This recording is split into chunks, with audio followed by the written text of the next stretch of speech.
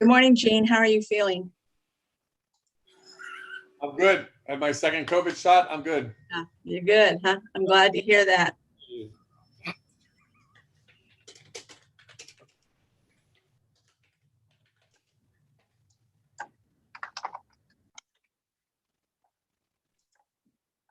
I'm ready.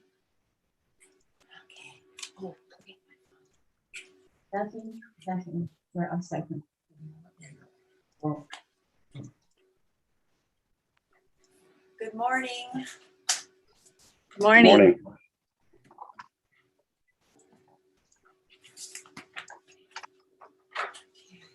Diane, Yes. I just told Brett, Joe Gutierrez will not be with us this morning. Okay.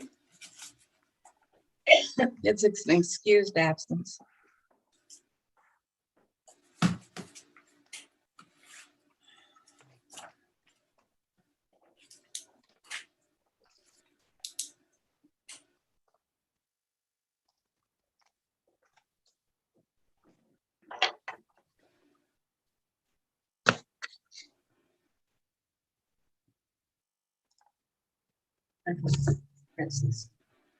Where it says add the link. That's the only thing.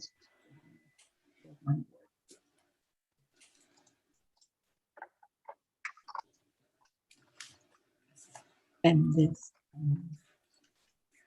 No.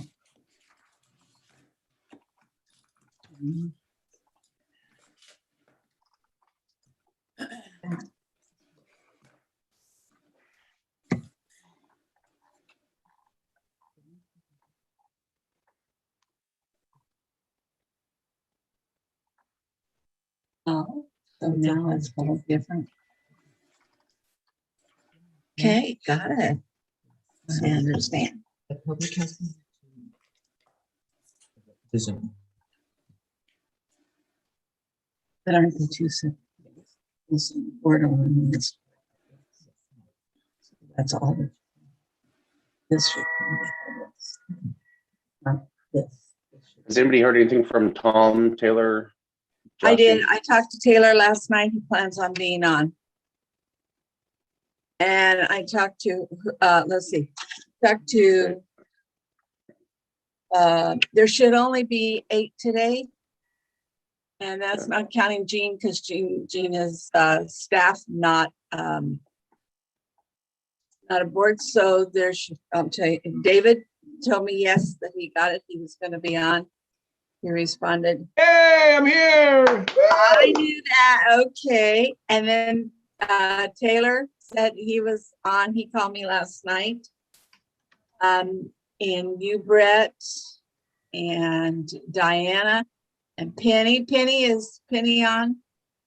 Oh, I see her. There's Penny. And Tarek is on. Is that 8? I think that's 8 of you. The only one that's not on right now. What's that? 4, 5. Tom's on his way right now. Who? Tom Calhoun is on his way, right? Tom's on his way. Yep. And oh yes, because they called too. So everybody should be here. The only one that was a no was Joe. We have 2 positions. So right now we're just holding. But at 9 o'clock, Chairman Jones, I would go ahead and start the meeting at 9 o'clock. You have a quorum. All right, excellent. Okay. Today's March 18th, 2021. Meeting at 9. It's called to order at 9 a.m. Item A, roll call, Secretary Diane Fitzer. Okay. Mr. Wolfson. Mrs. Villalta. Oh, no, she is no longer on the board. Is she? Okay. And I will talk about that in a moment. Thank you. All right. Mrs. Glick. Here. Mr. Gutierrez is absent. Mr. Hussein. Here. Mr. Joshi. Here. Mr. Calhoun.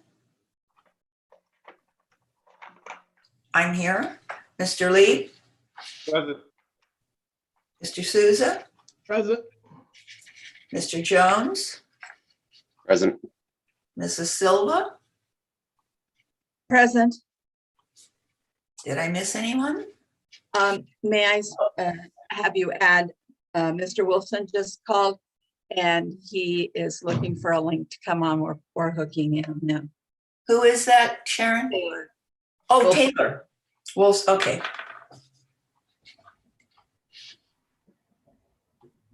And did Mr. Calgin, I'm sorry, I missed. Is Not Tom yet. on? He didn't. Yes, not yet. Okay. All right, we do have a quorum. Item Oh, B, I'm sorry, Chairman. If I may at this time explain that we have two positions that are not Sure. on the board. Okay. As it has already been publicly announced, so Leslie and Mike will be leaving Los Banos for another state, so they will no longer be with us. So she has stepped down. So we will have that position open. And Gene now has his own company and works for us. And so that leaves his position open. Just, we have a couple of ideas, but if any of you have ideas, please let either Brett or myself know so we can discuss it at the next meeting for an agenda. Thank you. All right. Thank you, Sharon. Moving on to action items. Item A, approval of the agenda. Can I get a motion to approve the agenda? I move. I'll second it. All right, motion by Fitzer, second by Hussein. All in favor? Aye. Aye. All right. Any opposed? Not seen or hearing. Agenda passes. Item B, approval of minutes for the February training meeting. Can I get a motion?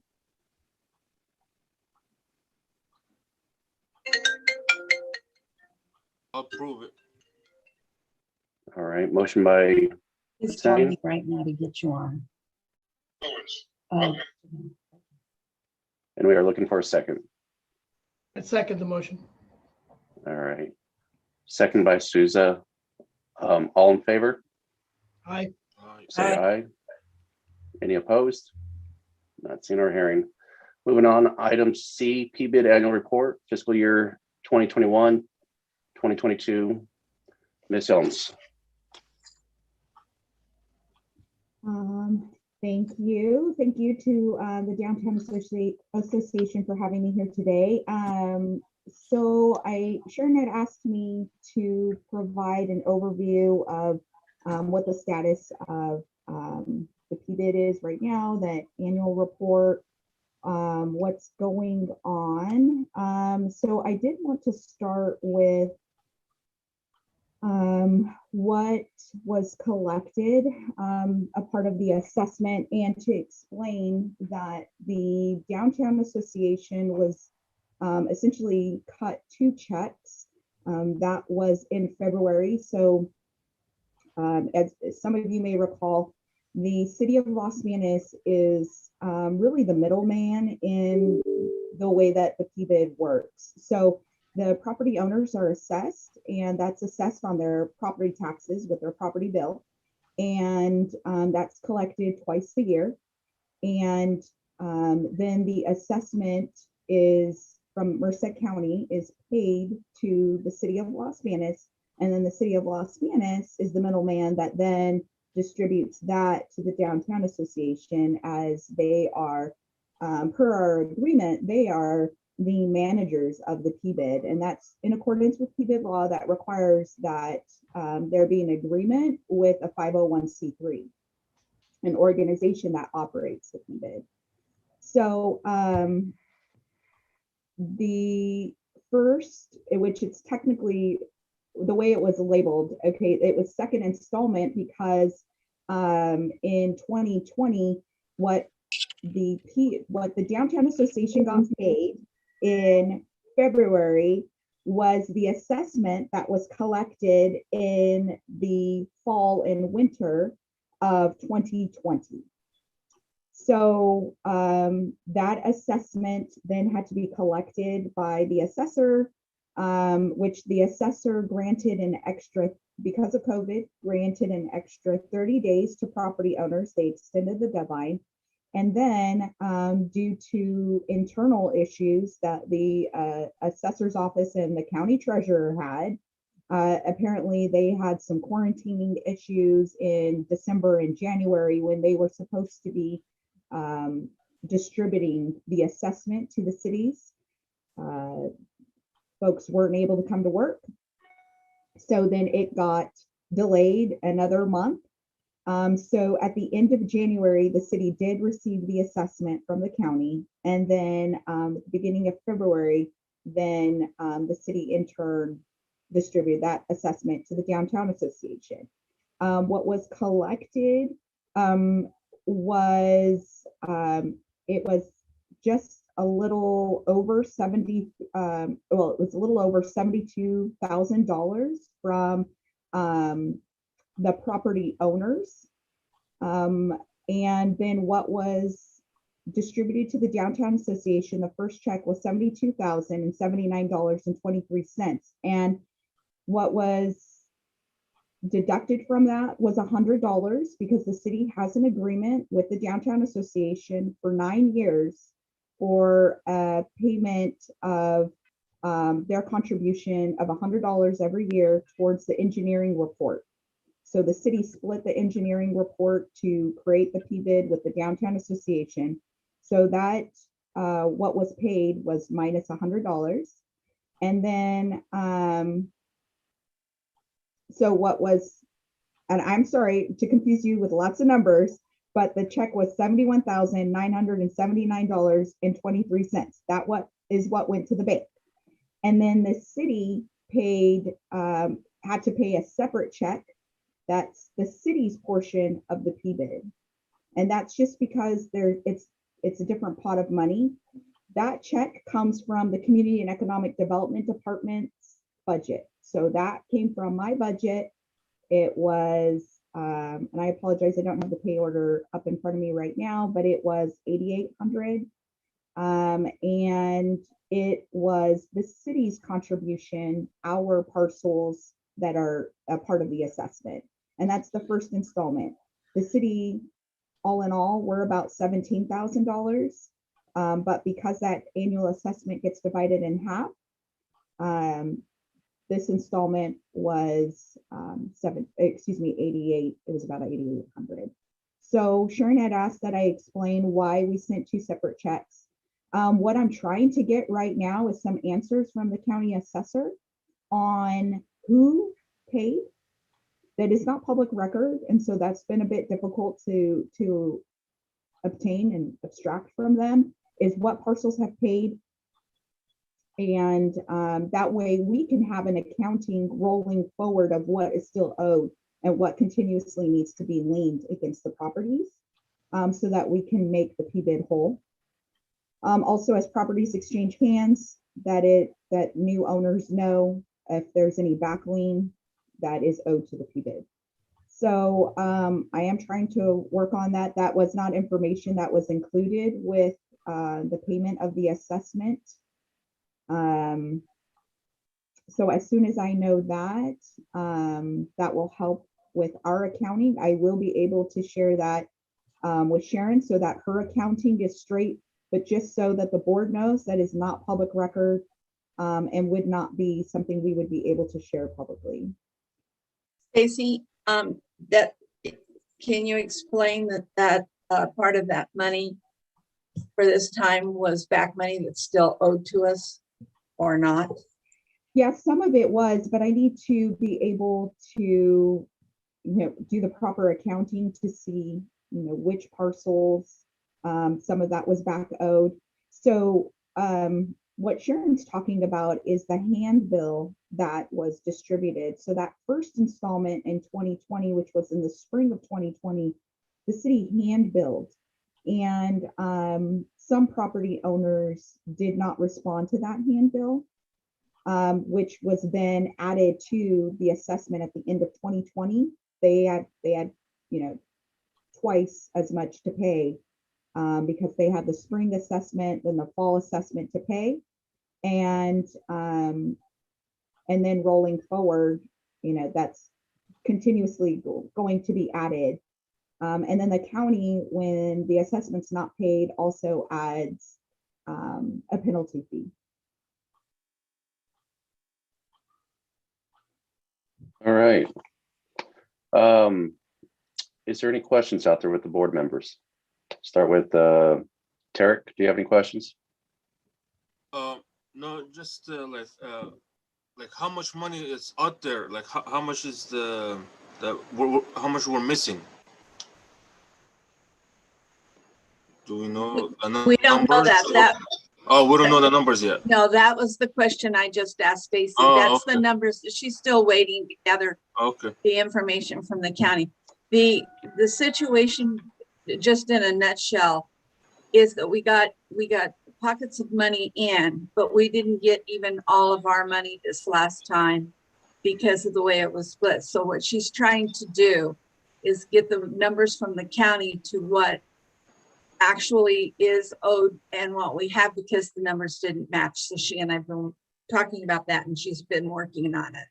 So as soon as we get the rest of the numbers, she'll get them to you. And I just wanted to make sure that all of you are aware that there's still money out there and that we're working on it, that it's not just sitting. Stacy, do you want to respond to that? Yes. So once we are able to really audit the assessment that has thus far been collected from the county, then we can report what I will tell you is that we'll just be able to report very broadly. This is what is still owed. This is what is outstanding. This is what is rolling forward. We wouldn't be able to tell you, the county is very sensitive, that we would not be able to tell you which parcels have not paid. Right. But I will be able to give you an accounting of this is what's owed, this is what's moving forward. Pitty, do you have any questions? No. No. Diane? No questions. Nothing. All right, thank you, Penny. Diane, any questions? No questions. Dave, any questions? Not thus far, no. All right, Tom, any questions? Yeah, can you hear me or not? Yes. Yeah. Okay, how much have we received? 70-some thousand? Almost 72,000. Yeah, so 71,979.23 in one of the checks. Plus it was 8,800. I'm just going to round out to 8,800. So about 80,000. So we can't be missing very much because twice that's 160 and it's just about what we get. Right. This is very much. It's the back payments that I want to make sure we have. Okay. All right. Right. And we still had about 50,000 or so in back payment. All right. How much, Define still had? I got tripped up on the wording there. Define still had? We still had 50,000 in wording still The outstanding. handbill that needed to roll forward into the next installment. Okay, so that was 50K that was outstanding. I'll confirm that for you. Okay. Hang on for me 1 second.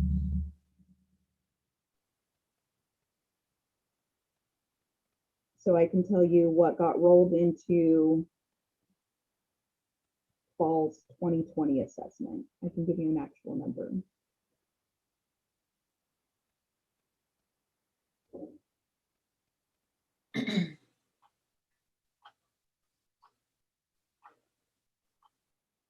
While she is checking on that, can we go ahead and move to part B on that, Chairman?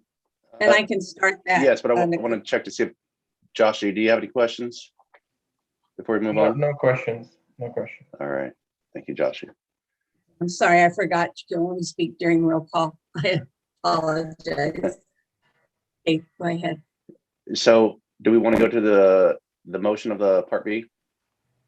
Yeah, let me go ahead. It's all the same part. So it's just Part B of what she's going to report, and she'll back, but I'll explain this. Okay. And So I have those, and I'm sorry. So $57,631.80 was collected with the handbill. So we collected over 50,000. What was outstanding was $15,546.83. That got rolled forward. So, what I'm estimating based on what is still owed is it's probably still those same parcels that haven't paid, which some of those are the banks, which typically aren't used to paying property taxes. They're taxed in a different way in the state of California. I think so, at least that's what we've been told, but that doesn't exclude them from the PBID. So we're still going to be pursuing those assessments on the PBID. Also, one of the properties is the redevelopment agency. It's the parcel next to Shiners that it's being liquidated from the state of California, and they will have to pay the back. Once a new property owner takes over, they're going to have to pay the lien of the back taxes on or the back assessment on the PBID off through that process. So that too will be made whole. So I hope that makes sense. I apologize. It probably would have been easier to have like a graph or a chart to show you, because I know I'm just spouting out numbers. So I apologize for that. And maybe by the next meeting, Sharon, I can put, and by then, hopefully I will have answers also on the accounting from the assessor's office to be able to report more clearly to the group. All right. Thank you, Stacy. Going on to item B, Stacy, are you covering that too as well? well, I had Nicole was going to be here and work with us, but I can give you part of that report, Stacy, and then I'm going to have you, if you don't mind, go ahead and add to it. Is that okay with you? Yes. Okay. As you can see, that there is a 2.5% assessment that we can assess every year for the 5 years of the period. And that 2.5 was voted in and was accepted when the PBID passed. We do not have to go out to the property owners for approval of that assessment. I just need that assessment improvement through you to increase our money 2.5% this year. The reason that it is important to have it at this meeting is because I have to give these numbers to Nicole so that when we do our board report, which will be April 7th, to the council, these numbers are in it. So the 2.5 was in the management plan, or is in the management plan, and it was approved, and it was but for us to increase it to the 2.5, the board of directors have to approve it. That's the only group. We do not have to take it out. Stacy, you want to elaborate anything further on that? Great. So the 2.5, just to kind of explain to the intent is to keep up with cost of living, the cost of the expenses for the PBID, for maintenance, for marketing activities, all of that cost of living continues to increase. And so that's why the 2.5 is built into the management plan. And just like Sharon said, so it doesn't have to go back out to vote. It is built into the management plan, but it does require your board to adopt it by a majority vote. All right. Board members, do you have any questions out there? All right, not seen or hearing. So we need to have a motion to approve the 2.5% assessment increase for the fiscal year 2021 through 2022 and maintain the 25% budget allocation to each category of improvements and activities as outlined in our management district plan. I would like to have a motion. Sorry, Tom. I think Sorry, Tom, did he said so moved. So moved. Okay, so motion by Tom. Can I get a second? Second. All right, second by Taylor. Okay, should we do a roll call vote? Yes, please. All right, so Diane, can you do a roll call vote for us, please? Yes. Mr. Calgen? Yes. Yes. Mr. Lee? Actually, he's not a He's not. member, yeah. Okay. Mr. Souza? Yes. I'm a yes. Mr. Jones? Yes. Mr. Joshi? Yes. Mr. Hussein? Yes. Mrs. Glick? Yes. Mr. Wolfson? Yes. Carried. Okay. Passes. All right, moving on. Item D, large flower pots. Sharon. Yes, we have a report that Stacy and Brett are going to give in a few minutes. It's going to give you a little more information. But as you know, part of the plan is for beautification of the downtown.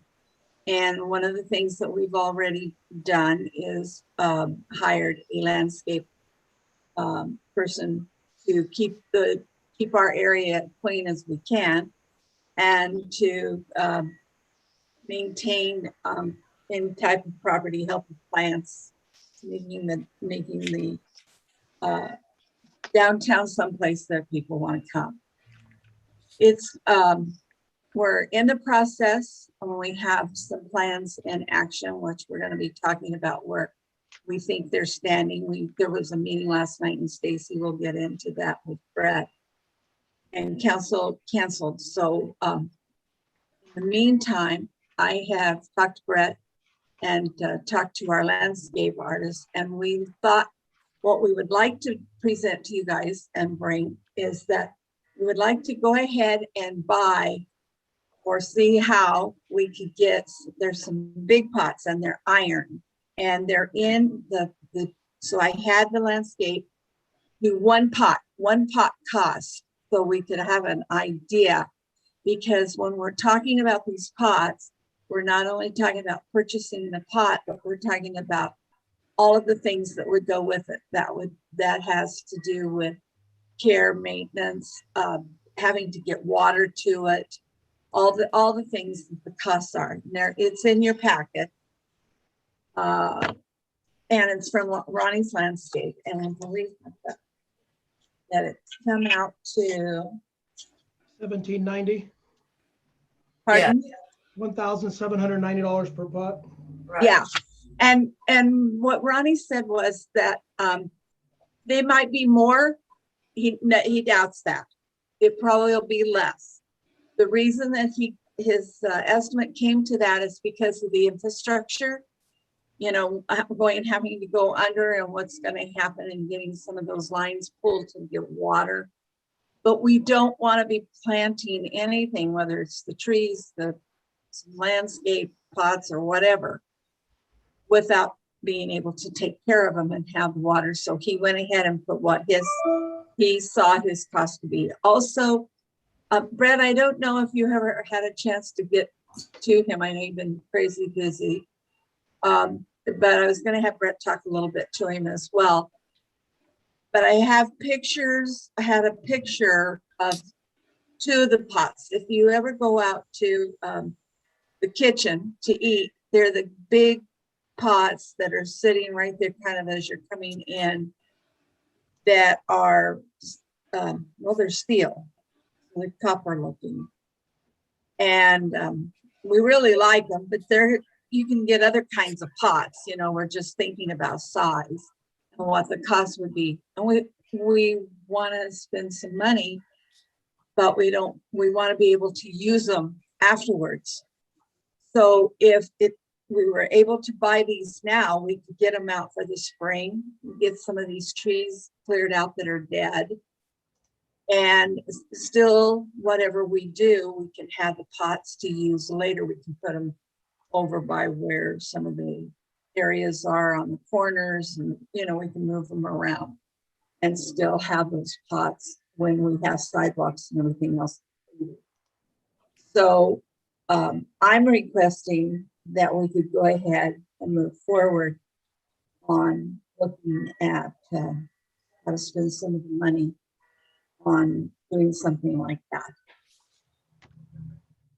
So what I like about these pots is that they look good now, wherever we place them downtown, and they'll look good probably 20 years from now when we have full new sidewalks and everything's revamped. So we're really going to be able to use them again. But this is probably the quick, I wouldn't say fix, but quick upgrade that we're not exactly wasting it when we go through and rip out sidewalks and completely redo the downtown. So I definitely like the style of the steel pots. They look nice. They blend into our current facades, and I think they'll work well with any new facade that comes in. So board members, do you have any questions? Yeah, how many pots are we looking at in total for the downtown? I didn't have a number. Do you have your stuff in front of you? Do you have, when I sent you out all the stuff, you should have had a thing from Ronnie that said pots. And There's one. So that No, way, yeah, have I like just an did the estimate. one. There's an estimate. Yeah, an estimate of what one pot would cost. So Correct. it would be up to you, 1790 board. one pot. Right. one pot, not just the pot. I know. That's Oh, okay, I want to Yeah, make yeah. sure I made that clear. the pot with the tree and the manis on it, stuff like that. Yeah, and so that, so Sharon? we could do 5 or 6 of those pots. Sharon, Yeah, is the first locations, are they going to be on the corners, like 2 on each corner? that would be totally up to you guys. That, what we were thinking about is even placing them between trees, you know, up and down 6th Street, couple some over on I Street. So it depends on how many, or we could do corners, whatever you think is going to make it look pretty. That's the nice thing about the pots, is that you can place them where you want. But we have to be careful about the infrastructure. We have to make sure that there are water lines that we can connect and pull into there. Okay, so do we have to remove, like if we want to put one on 6th Street or I Street, do we have to take off the old tree to put the pot? No, we're not putting the No. pot where the trees are. So we're the- at, It would be in Brett, addition to what's already there. yeah, it's going to be, So- there's no placement made for any pot at this time. It's a matter of whether you like the idea, knowing what the cost is, and that the infrastructure would have to be, we would have to place pots where the infrastructure where we can get water. And I don't know if the city will work with us on that. I have not talked to them or talked about that. I wanted to make sure that the board would be, if it would be acceptable to you, to go ahead and move forward to get some color and some beautification on the streets. So what would you guys think about putting them on the corners? Because the corners don't really have any cars blocking them. And that way you're always seeing them no matter which way you're turning. Start off with that. So we can pick an intersection, if we want to say I and 6, that corner there, and do 8, 2 on each corner, that kind of span the crosswalk there, and see if that might be a good practice there. See how that turns out. Now, if that looks good, we can do 6 and J And then we can start doing fill in from there, if budget pending. Well, if you can do the two intersections, 6th and J, that, and do one in each corner, that's 4, and then the other 4 on I and 6th, there's your 8 right there. Right. That stagger it out a little bit more, and that way it's more consistent throughout the whole downtown, you know, from the beginning all the way down. Yeah, I think what it's going to be is just a lot of it's going to be based on what Ronnie can do with water lines and things like that. So it's going to be a little trial and error because we just don't know exactly what's underneath that, all that concrete. Luckily, the water lines, you don't have to go deep when you're trenching, so it's very minimal. But it's just gonna bend on the layout of what's underneath. So that's gonna Well, even if you don't do make the a big 4 difference. corners, you can still do 8, 4 on each side lined up along 6th Street all the way down, you know, strategically spaced apart. We could do that. Yeah, Yeah, we could and do that. Or whatever, you know. And Ronnie did suggest, if we did that, we could place them between the trees. And if we, are you being called on individually? No. So I can stay? Okay, You know, it's me. I'm sorry, Chairman. I didn't want to interrupt, so if you're calling for question yet, or how you want to handle this. Well, yeah, let's open it up for questions and suggestions. So let's start with Tarek here. I'm okay right now. I'm Yeah. good. All right. Diane? I'm good with the 8. I was at the kitchen this last weekend and I saw these pots and they are beautiful.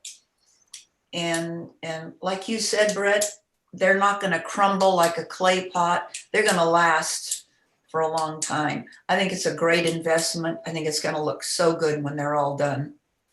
I'm all in favor of it. How large are these pots? Are they of substantial size? They're big. They're actually, I saw Diane, I said, make sure you check out the pots, because these are pots I'm looking at. Yeah. Okay, I'm gonna ask for your help, David. Interlock, you know, the pots that we had put out there that are the cement ones that we have on the Right. corners. Interlock, Yes. they're about almost the same height. Okay. And Okay. those pots are, but the cement pots are more round. These are like, I don't know how to explain it. They kind of come up and kind of like, it's Like a kettle, kind of, you know. kind of, yes, that would be a good expression. About how tall do you think those are? About 3 feet? 4 feet? Maybe a little. That's Yeah, about, maybe like Turlock's about 36 inches off the ground, 40. I think they were, I can't remember. And Brett, you've seen them. Yes. No, they're very nice. So Then is there a way to get a better count from Ronnie on not only where he can place them, but if he were to place them strategically down 6th Street and what would the total number count? Are we looking at maybe 12 and it's done all in one shot and then it's done evenly throughout instead of going back and forth? I think maybe that's a better way of tackling it. It's a little bit more expense up front, but it's done. Yeah, we talked about 8. He thought, you know, if you want to do more, of course, more is better. But I was thinking of dollars myself. So I just said, do the 1. And if you're interested, then he'll go out. I'll have him go back out. Because he was also looking at water lines for me to, you know, how will we connect these? How do we keep them? I don't want to worry about any of the businesses having to go out and water their pots. You know, they're kind of big and we want to maintain them. Correct. And so that was what he was looking at. So if you're definitely interested and want me to get the rest of the information, Ronnie's more than happy to go do that. Yeah, we can try to figure out a good layout. if you're gonna do Somebody 8, call me, so I can ask some questions? Yeah, we're just not there yet. We're going in order. Cool, thank you. So sorry, Dave. no, I was gonna say if 8 is the magic number, then I think just lining them down through 6th Street, the main entrance, from one end all the way to where, you know, to I there by Tom's building, then I think that's probably the most strategic way of placing 8 of them down through there. I think that makes the most sense, that main corridor. All right. Taylor, I know you have some questions. Thanks. We'll go to you next. So roughly $1,700 to $1,800, that's the price for one. So I'm assuming if we get 8, we'd get some sort of a deal? Or did he quote us for 8 or? No, he didn't. But yes, he said there would be a break, and he said he's doing an estimate. So it might even be less than that. And I also agree. I mean, the difference between 8 or 10 or 12 of these things, you know, especially if you get a break on price, maybe it's just time to do the bunch and be done with this. My other question is, does the $1,700 or $1,800, because all of a sudden, well, somebody mentioned trenching and getting water to them and all that. So does the $1,700 and $1,800 include whatever it takes to get this pot up and Yes. running? Yes, A, and B, then that has some effect on where these things go, right? Because Right. if you're coming down 6th Street, the far side of I Street doesn't have any the water lines. utilities or anything underneath it, right? So I don't know. I'll have to find that out. But yes, that it did matter to where the lines were, because we did talk that had water lines and some sites didn't. So we'll have to find that out and how to hook those in. So I'll have him go ahead and get more detail, and maybe we'll have after Stacy talks and the city has their meeting, maybe we'll call a meeting special just for talking about the strategic layouts and what we want to do with this, and I'll bring that back sooner. oh, we probably ought to have some sort of a model too or something so that people can see what it looks like.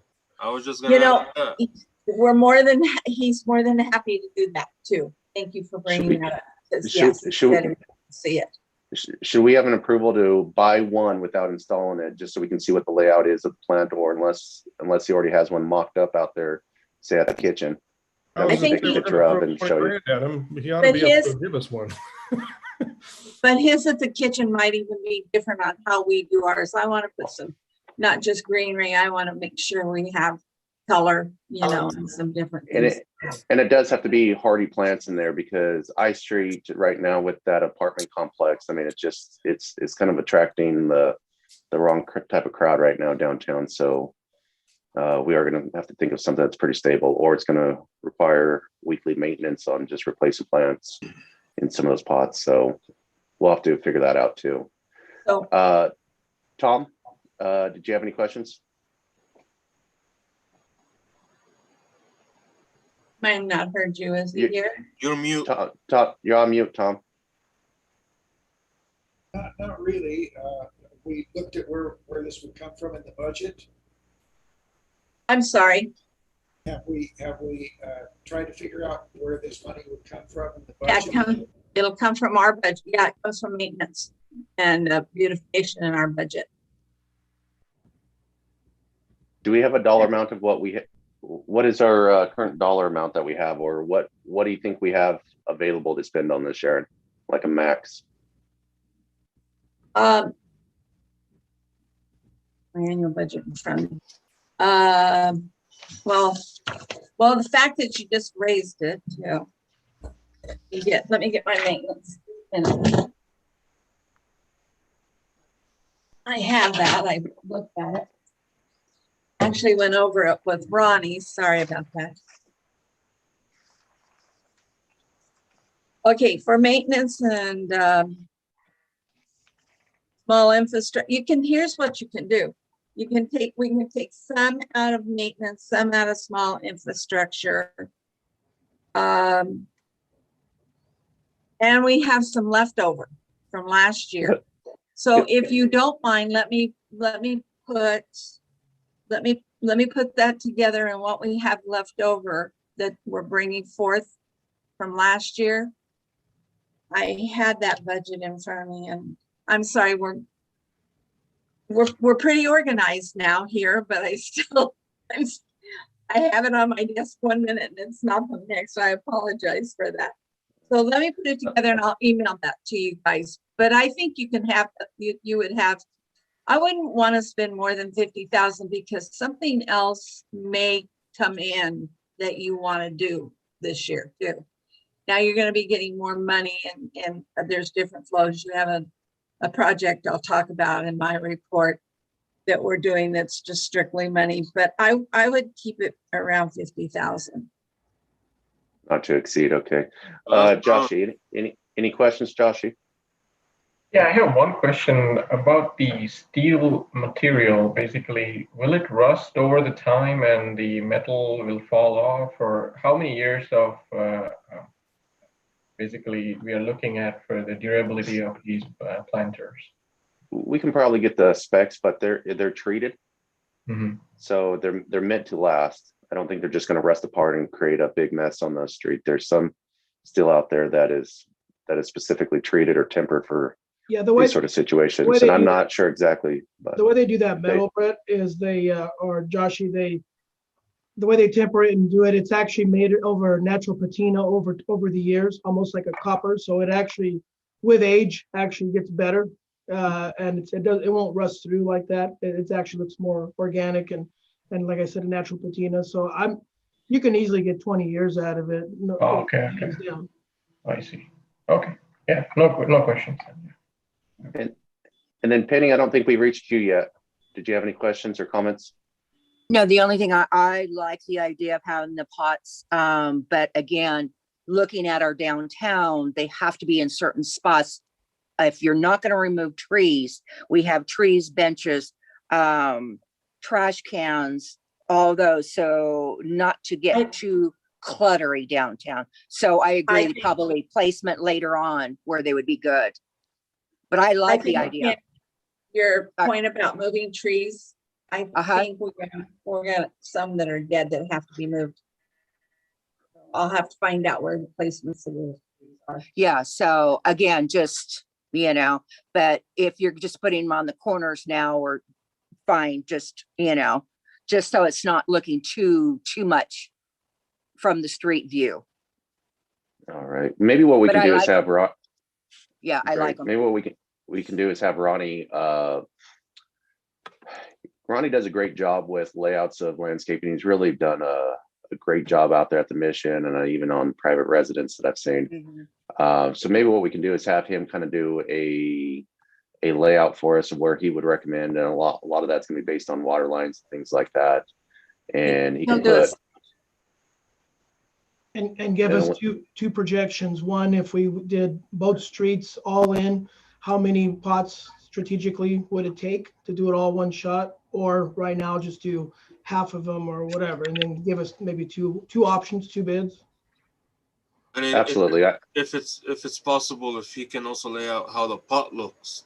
I mean, like how I don't know if he can or can not. Yeah, we'll get some examples, some visuals on that, so that shouldn't be a problem. Because I just went and trying to search, see like how looking. There's a lot of different ones.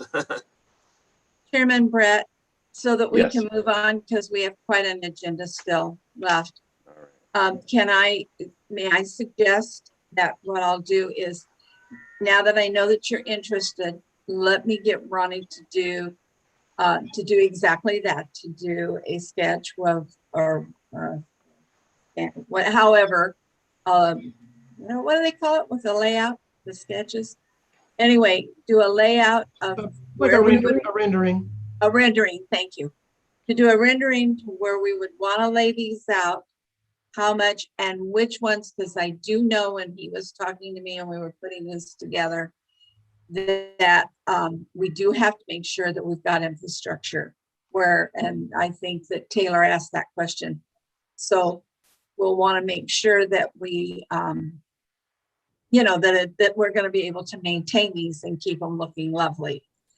So I'll go ahead and I'll get all of that, and I'll get a cost factor for the 800, 8 and or 12, and we'll go from there, and I'll bring it back. Is that okay? Sounds great. And if any of you have other questions, email me them, and I will make sure that those are also answered. And I will invite Ronnie to be at the next meeting. Okay, Okay, so we'll table the motion for item D for our next meeting. Well, I'll need a moving on. motion to move forward. Or, okay, so motion to move forward with Sharon, looking at getting the estimates and rendering of the pots. Can I get a motion? I approve. Okay, motion by Tarek, I second the motion. second by Dave. All in favor? Aye. I, Aye. Aye.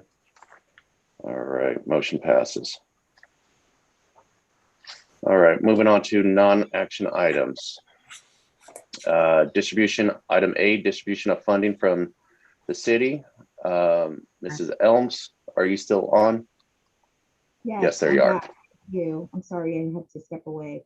So I already spoke. I'm Yeah. sorry, I spoke about this at the beginning of the Yes. agenda. I wasn't following my agenda. I went rogue, so I apologize. So we have covered this item unless there are more questions. All right. Any questions out there, board members? Do you want to go ahead and do the switch, Mrs. Elms, to talking about the possibility of what happened last night with the meeting? Sure. So I'm gonna pull out my packet. And Brett, feel free to jump in. Sure. So last night, the city council staff had prepared a workshop, a budget workshop for the city council, and what staff was directed to do was to create a list of priorities for the city council so that we could start developing the next fiscal year's budget and prioritize which projects we wanted to, that staff was recommending to move forward with, but getting a priority from the city council. So getting some direction from the city council. So what I had to put together for my priorities were all downtown projects, and this was projects from the city's downtown strategic plan. So the city had adopted the downtown strategic plan. There are 10 strategies within it, and from those 10 strategies, there are capital improvement projects, and a lot of those projects we had talked about in which the retreat that the downtown board had. We had talked about that, and a lot of those projects are a partnership with the Downtown Association as a part of your strategic plan. So the projects that are from my department, the majority of them were listed as high priority, which is exciting. And I was looking forward to last night's city council meeting to finally get to be able to say, okay, the city council has put these projects as priority. They're getting put in the budget. We now have a timeline. Let's start working on putting these projects together. But I'm sure that it's just going to be rescheduled to a workshop where we can then just focus on the budget, which staff would definitely love to do with the council. So my projects are, the first one was really the downtown gateway signage. The finance director put downtown properties, public-private partnerships. What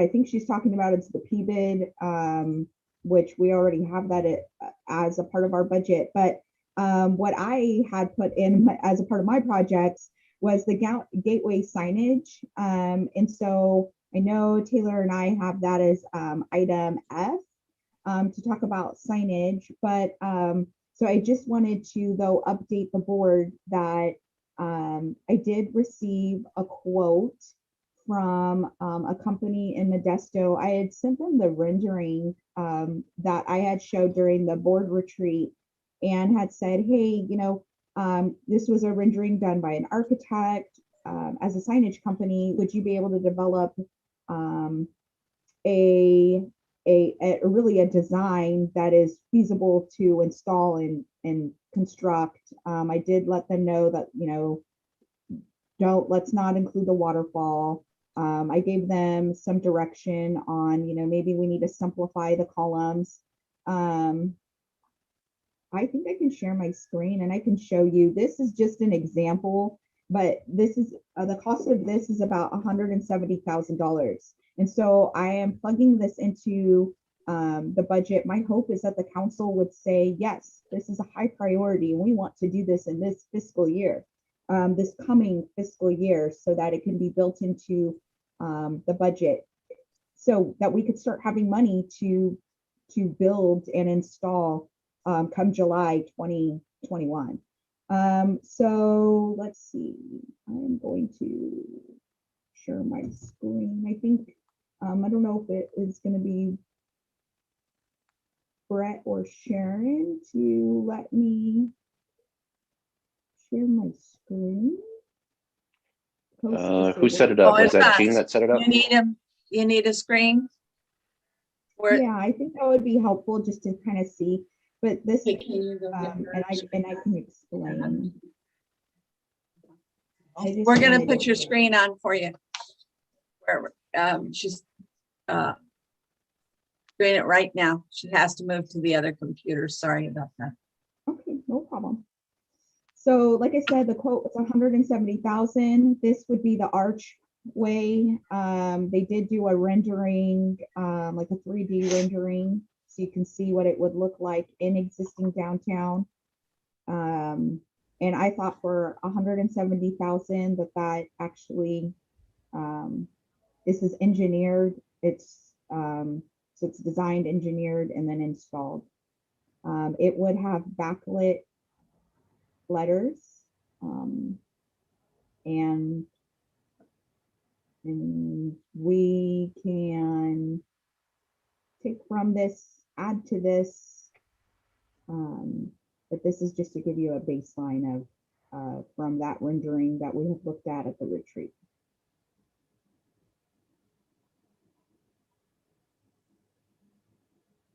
Stacy, before I forget, you're having a phenomenal hair day. I just thought I'd put that out there.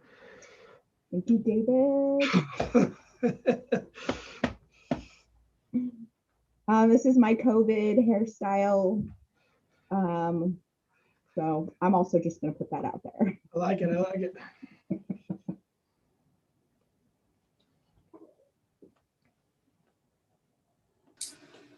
While they're putting the screen up, can I go back, Chairman Jones, go back to the cost factor for the plots? What we've got, I've got it in front of me now. Yes. Okay. We actually have for maintenance 36,589. What we spent was only 25.80. So we have about 34.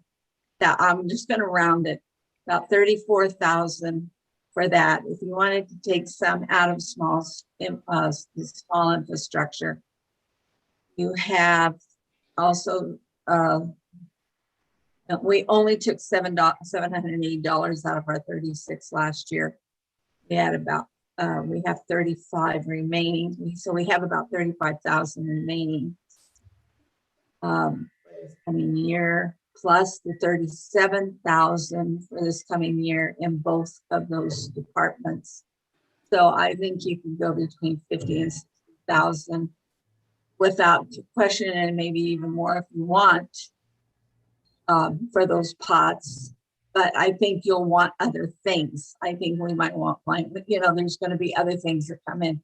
So I think we want to leave money to be able to do other things as well. I'd still stick to the 50. Correct. And then we should always think about allocating a portion of that, because the gateway sign, I think, is a crucial thing that does need to happen immediately. And I don't know if we're going to have to put in a small percentage to entice the city to move forward with it. We have to partner with that. We do. Okay, so we definitely need to budget for that. And then, and we also have other signage too that that's Taylor and Stacy are going to talk about. Okay. Okay, I can Stacy, share you now. should be able to share right now. Yeah. Okay. So hopefully you guys can see. So this is a much more simplified version. You know, the columns, I did explain to the sign company that, you know, we didn't want the ability for kids to be able to climb up to the top of the columns. They took an example of kind of a historic street light, although we can work with them. This is just to give, like I said, it's just to give an example, an idea of what can be done.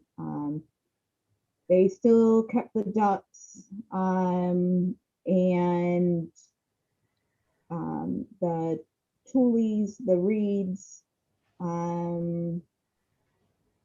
But yeah, this is it can be changed. This was just kind of a starting point.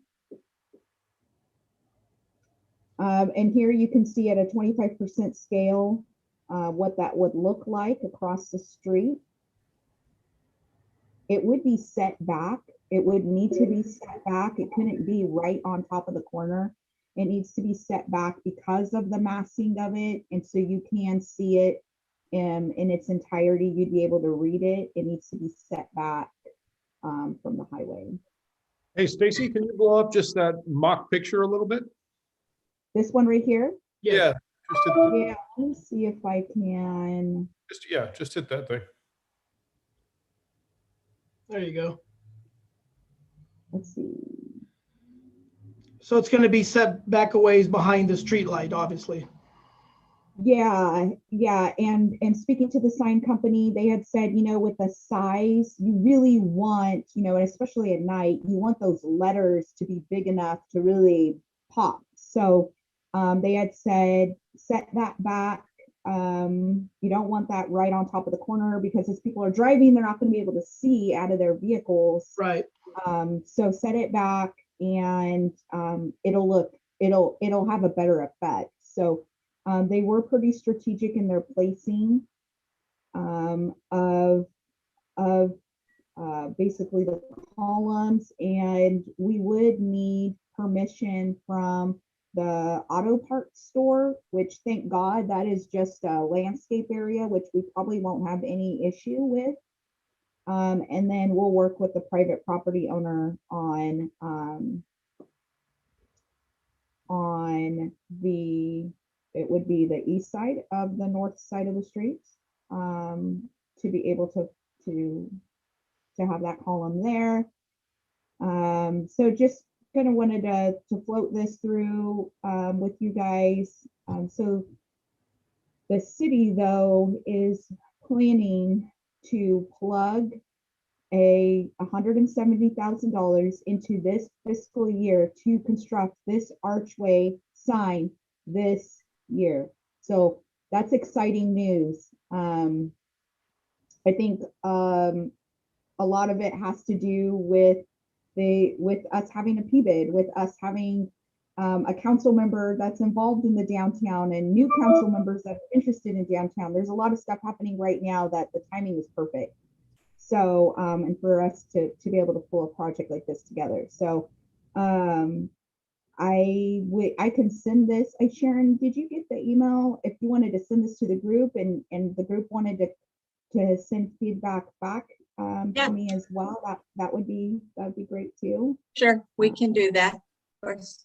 So they nixed the laser beams and strobe lights? I mean, we could still put those strobe lights in. So it does have LED, actually, and that's a good point. I'm for, you know, LED. have color. I'm all about color. Let's get a flashlight they used to have in the old days when you had the theater. Maybe you can think about this too. I think it's a great sign. It's scaled back a little bit more. It's bigger, easier to read, bigger font, the letters, the backlighting's nice. And I think it's not as bulky as before and overbearing. I think it's simpler, so it's going to bring costs down. And if it means bringing costs down even more on those pillars, if they have to be out of iron also for ease of project assembly, and what have you. I mean, it wouldn't be the end of the world if they can do that and take another 25,000 off or whatever, not having to build all those pillars and just keep it a nice, clean, simple sign, easy to read. That's, powder coated, easy maintenance is the main thing here. Right. You don't want to bring it down too much. You want to. No, but we got to be open-minded too. No, I know. I understand. You got to be mindful of the money. I do like the sconces on top. Those I'm assuming are lit up. Right? Yes. Okay. Yeah. What a difference when you look at the existing picture. What a difference this makes. Oh, yeah. I mean, it's like just Every downtown needs that because that's basically the front doors to your home. That's your Yes, calling card coming in. exactly. Without it, like Taylor said last time, it's a highway, Pacheco. You're gonna drive by and it's at a slant. yeah, Street. You miss it if you don't pay attention. So I think that would bring a lot of attention. That's why I think it's Yeah. a truly crucial project for this year. beautiful. And I still really enjoy that the ducks and the tulies are in there, because as a guy Thank you, Taylor. who's from out of town, I mean, like every time I talk to anybody in my neck of the woods who goes through Las Banas, it's usually to go duck hunting or Yeah, something right. along those lines. So I mean, it definitely makes sense. And that's the first thing. That's the first thing I saw. I love that. Mhm. Very Is it- nice. Is there gonna be like some kind of light, like for the night, like? Uh-huh. Yeah, it's So the all letters backlit.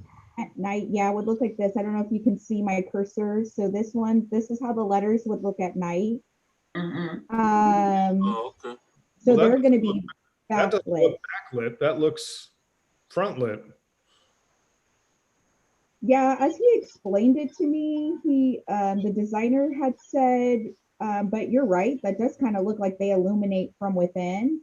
It's going to be within the letters. That's how you're going to get that glow for that. Instead of backlit, it's within the actual letters. inside the channel. Which is a inside the cleaner letter. look anyway. So if you're leaving downtown, you're not seeing the backlit portion or anything. It's the same look either direction is what I'm guessing. That's why they're doing it that way.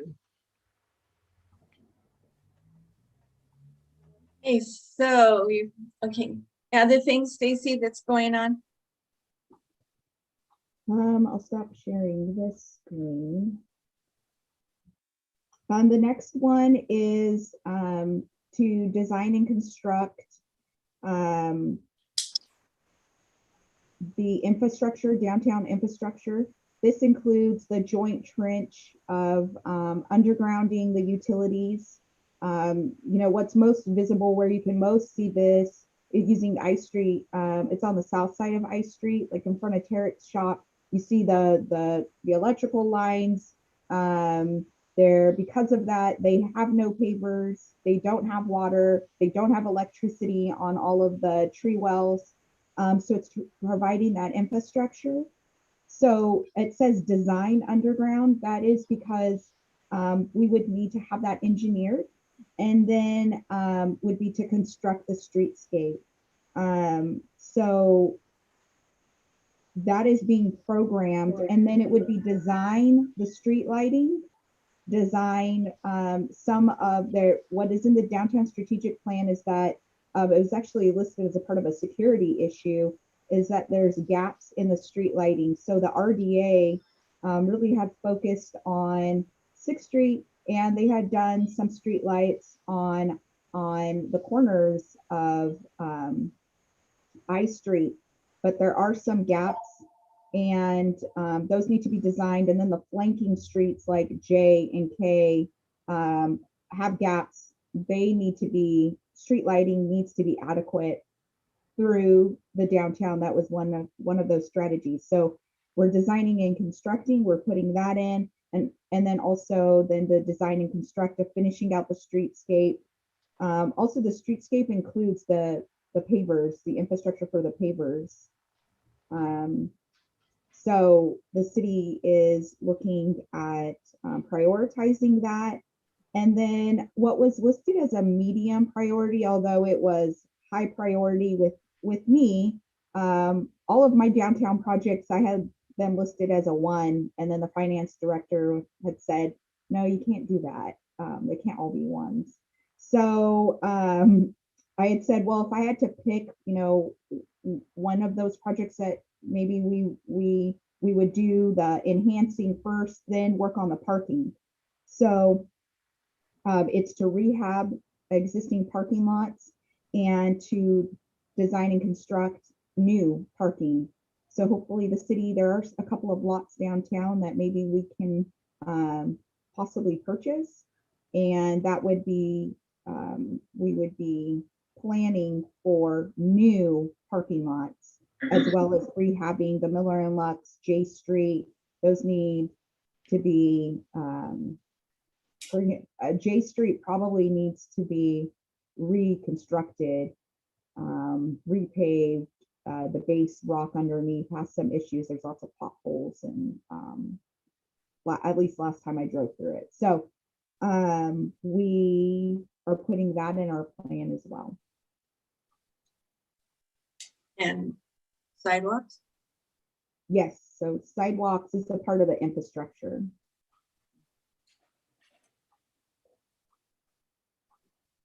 So did I just hear priorities were the sign at the entrance of town, some re-engineering on I Street, and parking lots? Mhm. So the And re-engineering, sidewalks.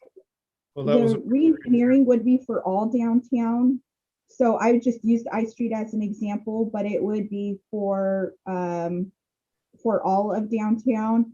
And then the infrastructure we would do, then once we have a cost estimate from the engineer, then we would be doing the pavers, the infrastructure. That's part of the constructing of the infrastructure. We'd be doing that, though, that probably in phases is at least how I've proposed it.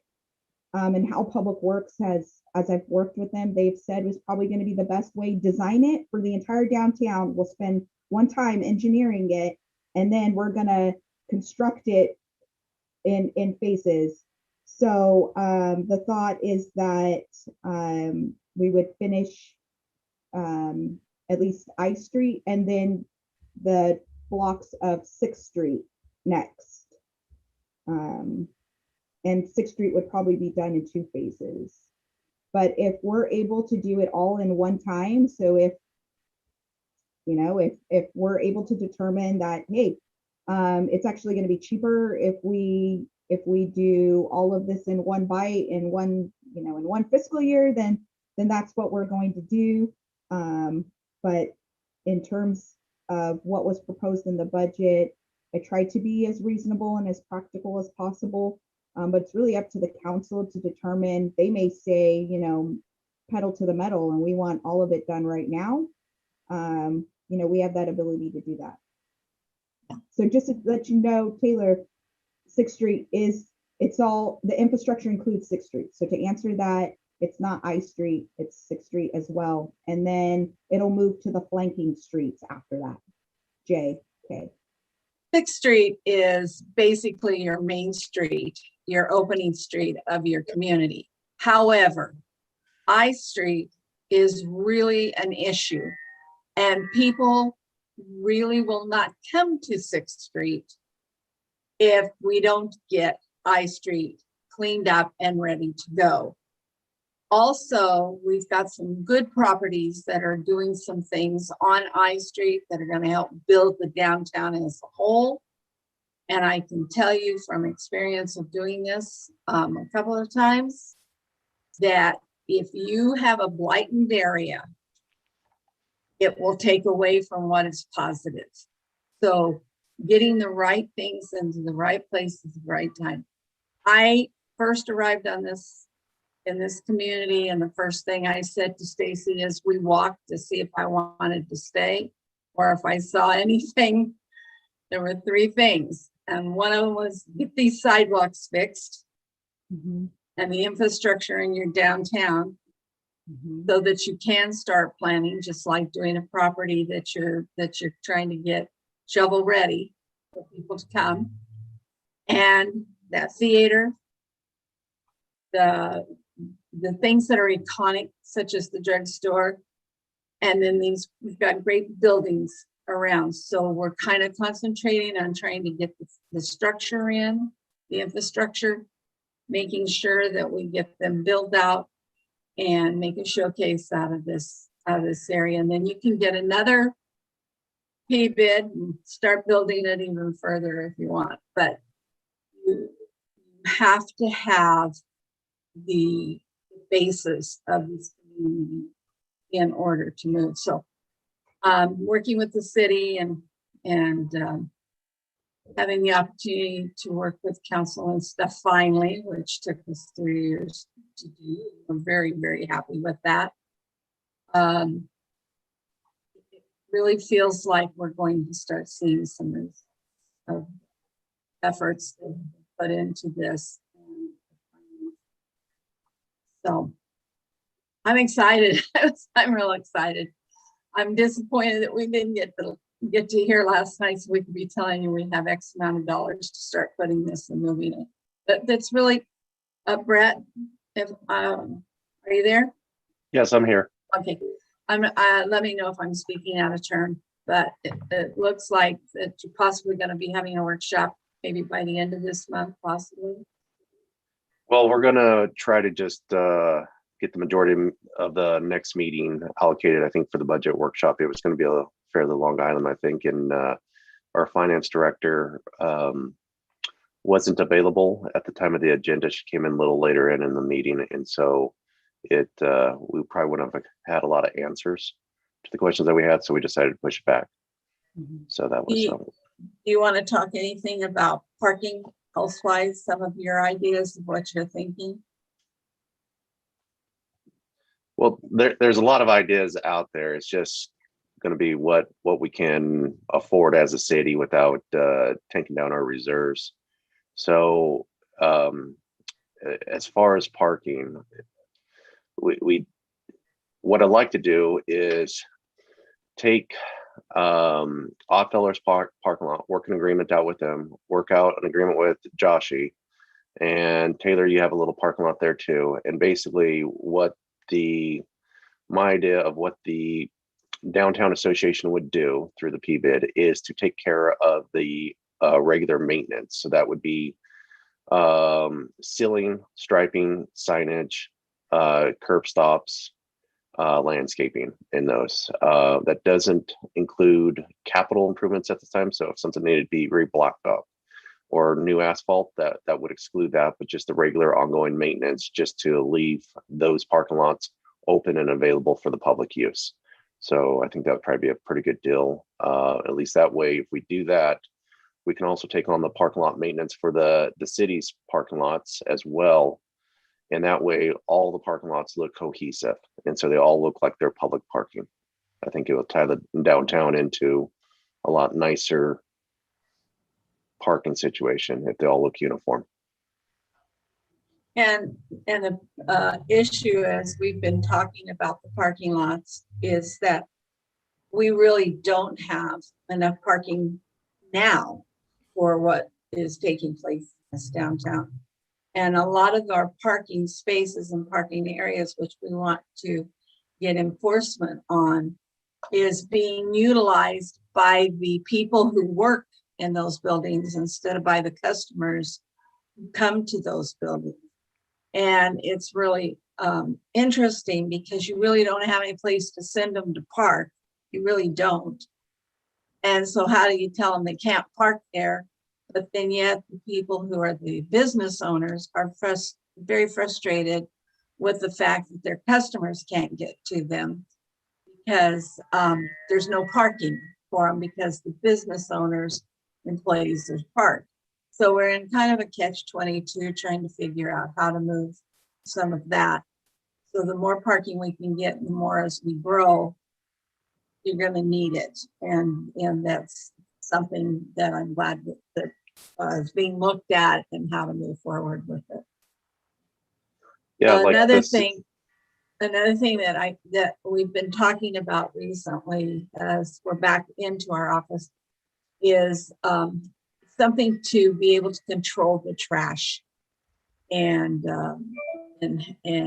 so suggested to people of power that maybe there's a way that trash can be controlled by building receptacles or areas that the trash can actually be put in and at night locked. We've done that in a few places I've been, and it worked. But you still have to maintain, and maintenance doesn't allow it to be. All right. Should we move on to the next item? Item B, Executive Director's update. Well, I've been kind of doing it as we go along with all this. I just have a couple of things. We are open now. We've been here for going on 4 weeks back in the office. I want to introduce an angel that God sent me. I hope it's okay to say. I'm not sure what we're allowed to say or not say anymore in this world, but I would like to introduce to you here, Janelle. Show your face. This is Janelle, and and she has been amazing. Brett knew somebody that was looking for an intern through the county's program, and Janelle has been certified in many things and has worked as in San Jose as an administrative assistant. And I tell you, since the day I arrived, she is exactly what I have been hoping that this agency could have and that I could have for help. She, since she's arrived in here, we've been able to, the last 3 weeks, even though I'd been working on stuff and keeping it when I realized but she's just been an amazing person. She's darn good on these computers, which you all know how wonderful I am on them. And she's very articulate, and I've had a lot of compliments on her smile as people enter this room, and she's very willing to help. We only had her for 220 hours, probably be up in May. However, I've worked it out, hopefully, that she will be coming back with us for 6 months on the workforce plan, where she'll get money instead of credits. And then I hope she'll stay on as someone permanent, because she's just been amazing. And then Gene, he has been amazing in what he's doing for us. It's a team. It's kind of fun when the 3 of us are together working on project to get something done, and everybody takes their area and goes off and does it. And it's done, and you don't have to worry about it. And Jane and I are working on a few things that I'm going to actually bring up right now. Well, all of us are. I don't mean to leave. She works on everything I work on. So when I say it should always be a we, because Janelle's right there.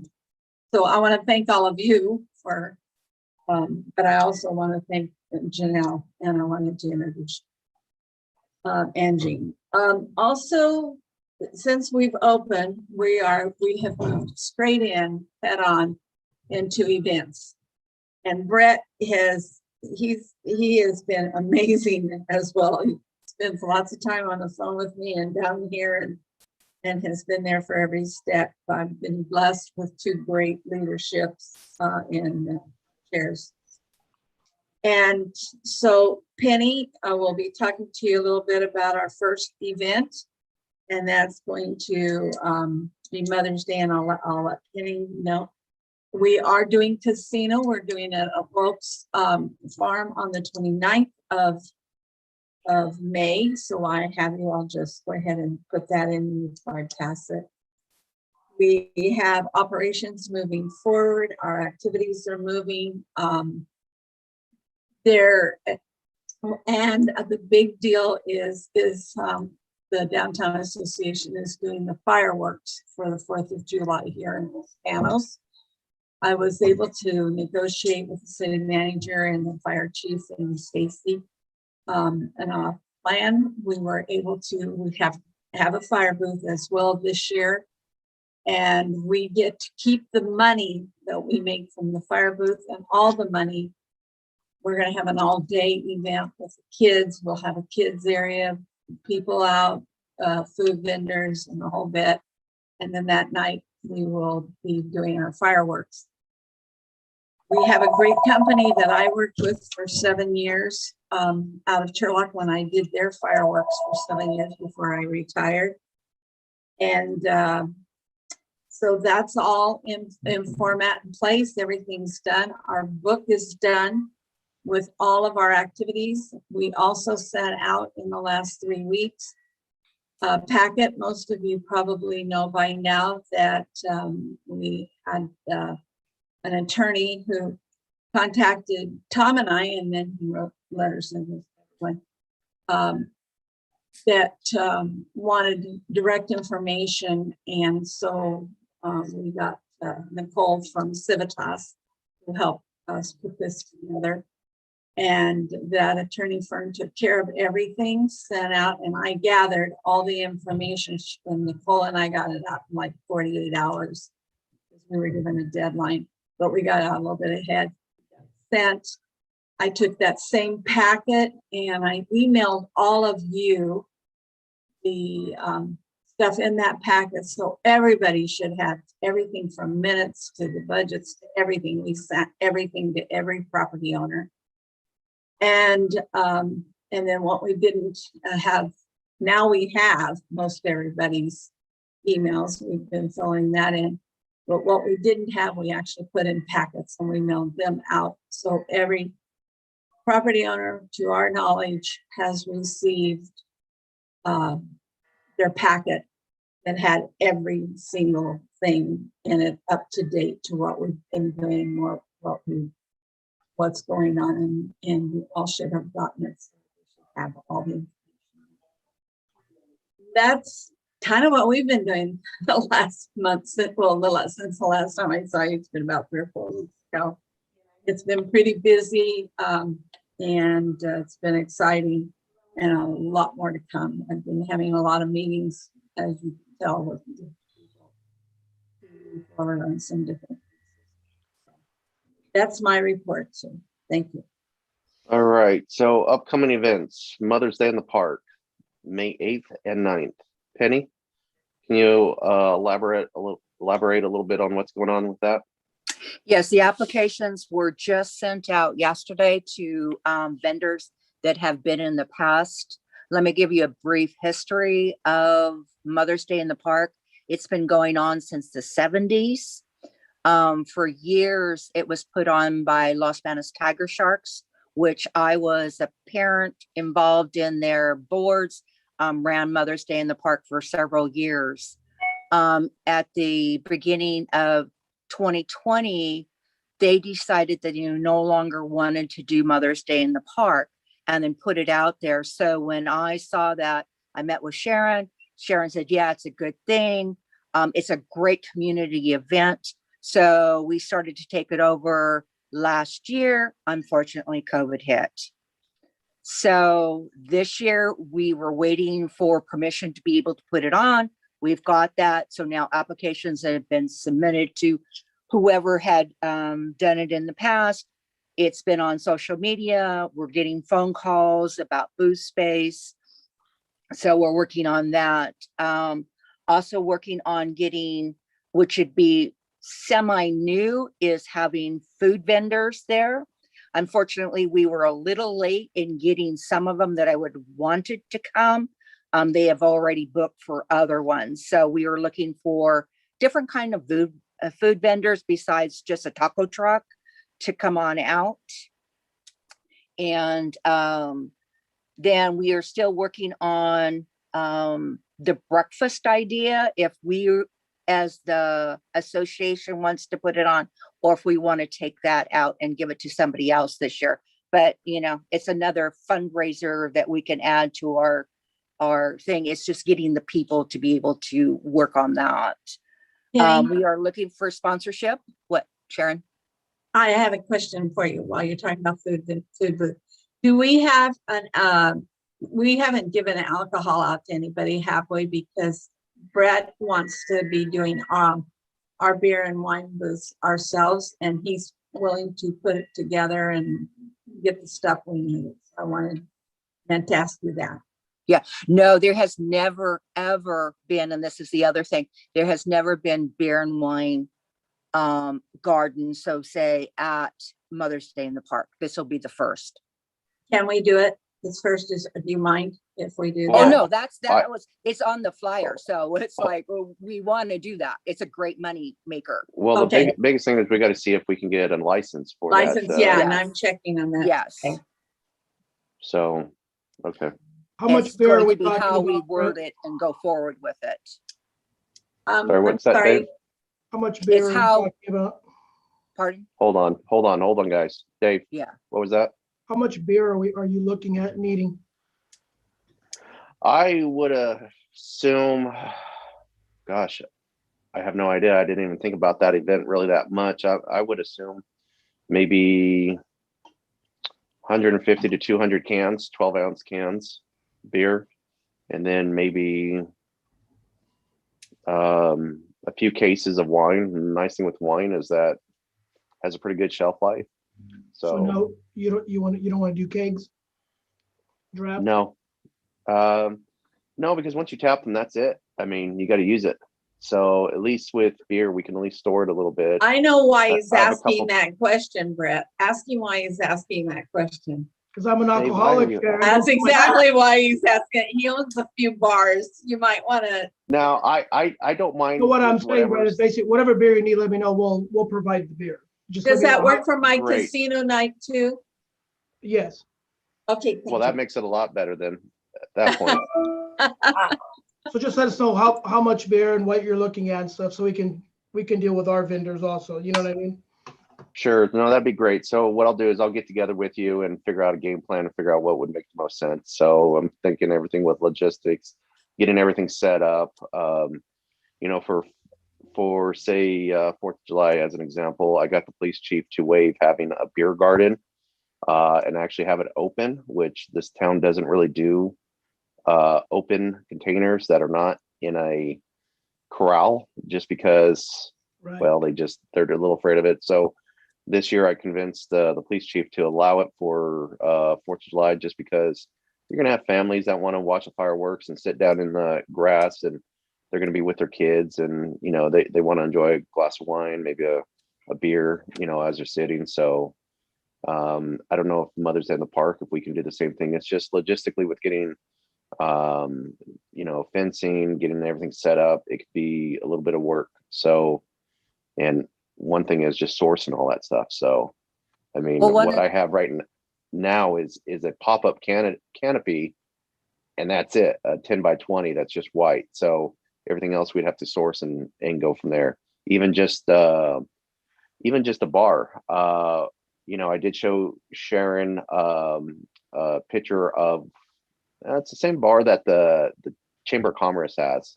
It's a big, looks like plastic ice chest bar type thing, commercial grade. They're pretty nice, pretty durable, and we can use them for multiple events, and it'd probably be a good investment to go ahead and at least get one, maybe two of those. So I don't know if we can get one before Mother's Day though. We were going to order today. Okay. Right. Still want. Yeah, we can do that. Yeah. So it's just we're gonna need some extra hands helping at the bar, getting everything set up and planned and all that. And hopefully if we plan it right, it'll be a lot easier for the next events that come up too as well. So I do have storage available for the big bulky items that we can designate for the downtown association. So it's just right on the outskirts of Pacheco. So I'm not really too worried about the storage part of it afterwards. It's just accumulating the supplies needed, excluding the alcohol for right now. Brett, I mean, if this all works out, I don't know, just an idea. I have a friend who whose son owns a winery, and she's donated wine for a lot of events I've worked on at New Bethany. If you want, I would be willing to contact her Absolutely. on the wine, a donation. I assume you're looking for a white and like a Merlot or something, white and red. Yeah, so Or a whether Zan? it's a Chardonnay or Pinot Yeah. Noir, a red, probably probably a Merlot on the red. That's what I was thinking, a Merlot and Chardonnay. You know, Maybe I a know a Zan. lot of people like rosés too. I don't know if they have Yeah. a good rosé, so that would be a good one too. I'd hate to get a bunch of different bottles out there, but I would say a Chardonnay, a Merlot, and a rosé Okay, would probably do it. I'll do my Keep it best. simple. Okay. That'd be fantastic. So What are the hours on the 8th and 9th for the Mother's Day in the park? What does that consist of? It's 9 a.m. to 5 p.m. Okay. And then hopefully what I'm going to do is have Janelle maybe forward you the flyer to you. So some of that information is on there. And again, you're in Turlock. If you know people that want to be a vendor for Mother's Day in the park, to let me know. My information and the Downtown Association is available on the flyer. Okay. We do have So some people coming from Turlock. And then Brett, with you too, one of the areas, but we can talk about it. One of the areas that is confined at Mother's at the park is that caged area. okay. So No, if that you I wanted to just keep seen that it yesterday. strictly in there, so you can have somebody make sure they don't walk out with. Depends how we want to go, but that is an area that that can go Yeah, in. I'll ask the police chief if he would mind us at our discretion what we'd like to do there. Keep it open. If people walk around with a glass of wine in their hands, they might buy more product. So That's we're open. Yeah. So Diane, And if people we are might, excited about it, having a beer and wine garden there. They really are. And the community is really looking forward for the event coming back this year. so pending the liquor license approval, we better not let them down. But this thing starts Yeah. at 9 a.m. We may want to see if we can get a champagne to do mimosas. Oh, too. yeah. That'd be great. That would be good on if we go ahead with the breakfast. That At would least be a that way perfect time. At least that way we can probably make the most out of the beer and wine booth at that Yeah. point. And I have So- a 10 by 20 pop-up too, but it's red. Either or. I mean, to have a add white to one. Now it seems like historically Mother's Day in the park has always been a very windy weekend Yes. too. So I have some weights, but it gets a little nasty. So we may need to figure out some barriers just in case. Mm, So we'll figure something out. yeah. And We'll maybe go out there ahead of time and just kind of check it out and see what we can do. Yeah. So okay. okay. Hey, can you have a committee meeting maybe and work all that out? So Yes. we can move and finish the We're- agenda. We're gonna have to get on that this week here because we're gonna be running out of time quickly to get this thing figured out. So I'm available whenever, guys. So we can talk afterwards. Yeah, Brett, just give me a holler and let me Okay. know. All right. So item B, casino night at the Lopes Barn, May 29th. Sharon. Yes, we're doing casino night and Ken Lambert, one of our council members, is going to be doing the barbecue. Also, we have Scotty that's going to be our supervisor, is going to be doing the Auctioneer. auctions. So I'm going to be contacting you guys. I need some auction items. We're going to have a silent auction, and I would like 5 really nice live auction items. And then the other items that we have is because we're going to have 3, let's see, we'll have Hold'em, Texas Hold'em, poker tables to those 3 of the blackjack tables, a roulette, and craps table. And the tables will be going all night. We have John Cates is going to be doing the music, and it's a Western hoedown. So it's a barbecue, and the barbecue, there's gonna be plenty of food for seconds. You have 3 different kinds of meats and stuff, so bring your friends. It's gonna be a lot of fun, and it's on the 29th. And it should be a pretty good size money raiser for us. All the money that we do for 4th of July goes just to our revitalization PBIT downtown fund, so that we can use it for whatever project or whatever you want. And that includes the booths, I mean, the fire booth, as well as everything during the event itself, as well as fire. And what So about you guys, huh? what about the funds from casino night?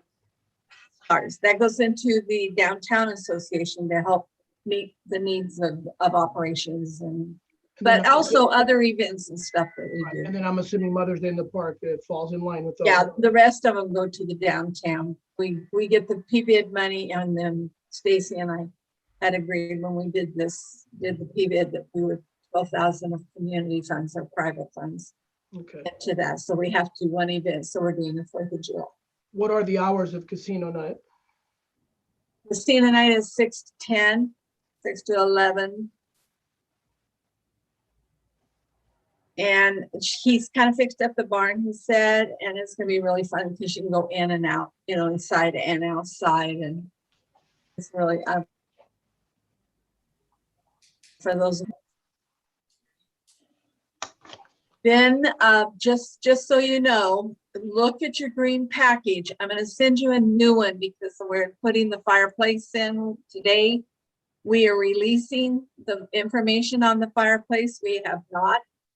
Because I had some logistics to finish, but they've been all agreed upon. Everything's done. I've got the budget moving forward. Jean has been fantastic working with me on it. He's got a place that is looking pretty good, Jean. Our place. Okay, you're on a mute, so you're gonna talk about it. Yeah, I'll talk about it.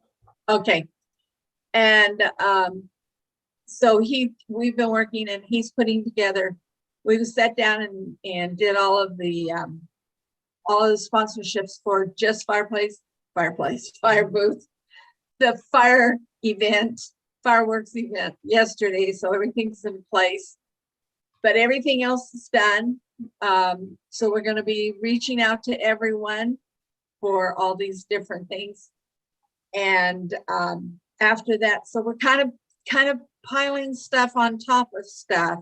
So there's a book that you've got, and you'll get it updated with everything that we're doing so that you can look and budget. And I'm going to try to do have the next one ready for your budget for next year. But with COVID, we didn't know when we could open or not open. So looks like everything's going to work for us. That's pretty much it on my part. Sharon, going back to casino night, you said you're looking for 5 really good live auction items. Yes, live auction. Is it only a live? No, we also, then we have to have items for a. All right, for the others. So what are you looking for there? How many?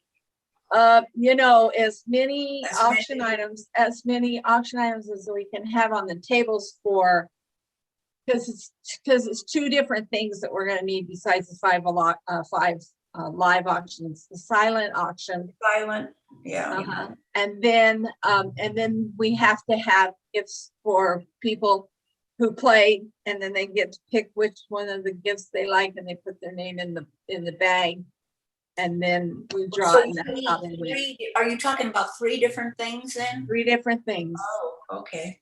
Yeah, I was going to talk to you about it yesterday. We were in the middle of all the other stuff, so I will. We'll talk later.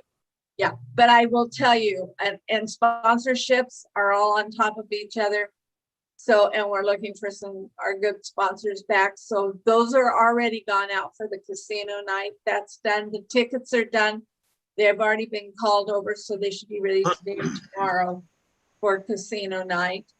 I didn't talk to you, Tarek, about the gun like we did last year, so maybe we can talk about that. I was just gonna ask you. You want me to, now? Last time Do you want me to talk? We have 2 gun shops in downtown. Do you want me to talk to both of them or talk to the other one now? Or Let's talk Oh. about that because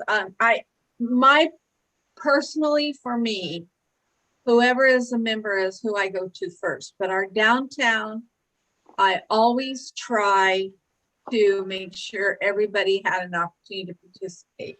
of course, So and then yeah. also I'm thinking about, because like the monk, Frank, he give us like what 3 free guns, Right. and I want to talk to his name is Sonny, the other one, the one right next to the Bank of America. I want to talk to him now, again. See if somebody will give us free again. Of course, we're gonna go for the free one. But Right. if we have to, because one time Sonny told me, like he can sell it to us cost price, like his cost price. But then that's why I went with Frank. He gave us 3 free one. So I'm gonna talk to Sonny again and tell him, see if we'll see how it goes. That would be great. Okay. Tarek, I can go with you on that too. Maybe I can sell him on the exposure of advertising him there too, if we can get a free one. What's that? Well, what I was saying is I can go with you. Maybe I can help sell them on the ideas. If we get one donated in full, Oh, okay. we can help market him. I mean, I'm pretty sure his business. I mean, Frank is good. he's always been good with us. So, but we also want to give a shot for Sonny too, because he's also downtown. We want to at least give him bitch, the idea for him. But I'm pretty sure Frank is good. I'm pretty sure Frank will go for it again. But That'd be great. I'm excited about this, but it's very important to us since we didn't get to do any fundraising last year, except for the 2 events, and thank goodness for those. So you will be hearing from me. You'll be seeing a full book. So kind of decide what you're, if you are able and willing. We sure would like it. And we're trying to get those done now because try not to step on toes. We're pretty good with the fact that 4th of July, we're going to have the sponsors.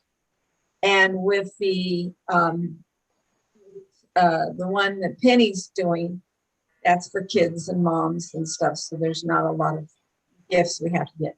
But our casino night and our farm to table, we get gifts for. And then also Jean's going to talk about the golf tournament. We have that.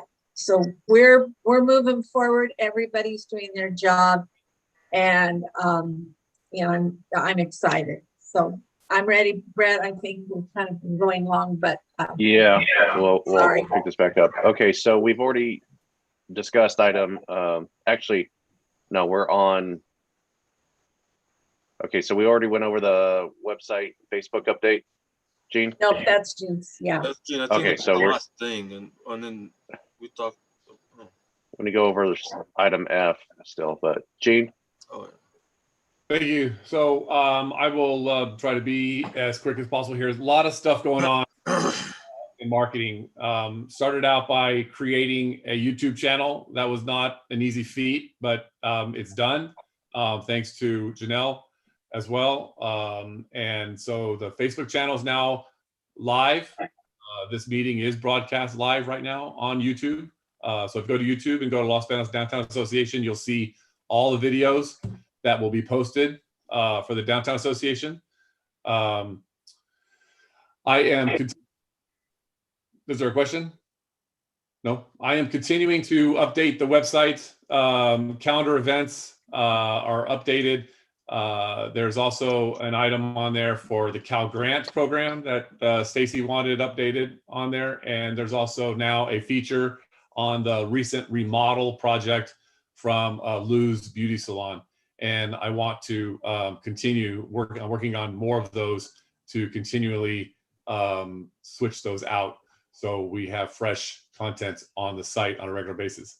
I have file footage from previous events, such as the farm to table dinner that we've done in the past, Christmas activities that we've done downtown, and I will put those file footage on the YouTube channel so people can see those as what we've done in the past.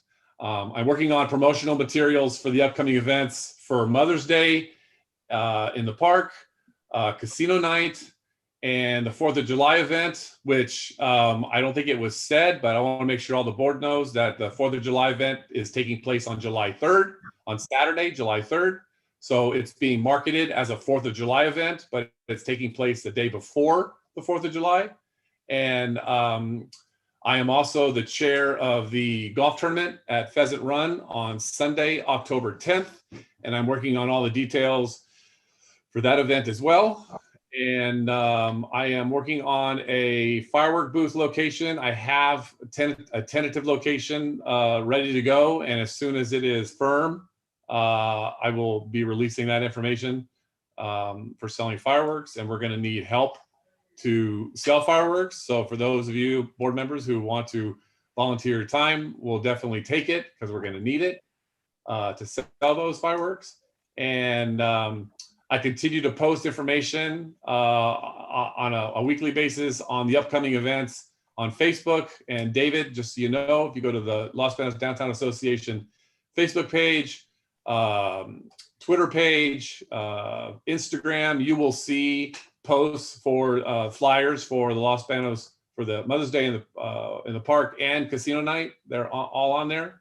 And then different holidays and different things that are happening downtown, just to put the branding and the logo of the Downtown Association and keep it in front of people seeing it on a regular basis. We're also doing the chamber. Don't forget that. Yeah. There are the four outdoor speakers are working great. And thanks to Janelle, who turns them on each morning to broadcast music downtown.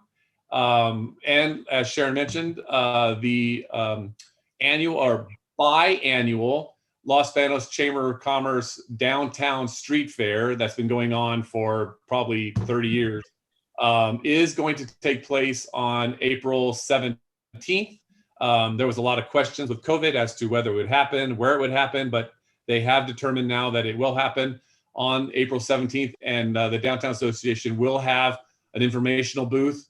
It'll be located right outside our office on 6th Street. So if you are in the neighborhood on Saturday, April 17th, come on by and say hi. And I'm continuing to work with Sharon on soliciting sponsorship opportunities to anyone, major players or anyone that owns a business that wants to help with sponsorships for all the events that we have. And when you see the book, you'll see the different levels of sponsors that we're looking for. And that's the end of my report. I have any questions, I am happy to answer them. All right, any questions? Gene? All right. One quick question, Gene. I thought that downtown street fair thing was going to be out at the west end of town. They moved it back to downtown. So originally it was going to be downtown, and then with COVID, they moved it to the parking lot at Harbor Freight and Hobby Lobby, and they determined that the cost of putting it there with the owner of the parking lot wanted to, he wanted professional security, he wanted the parking lot clean before and after.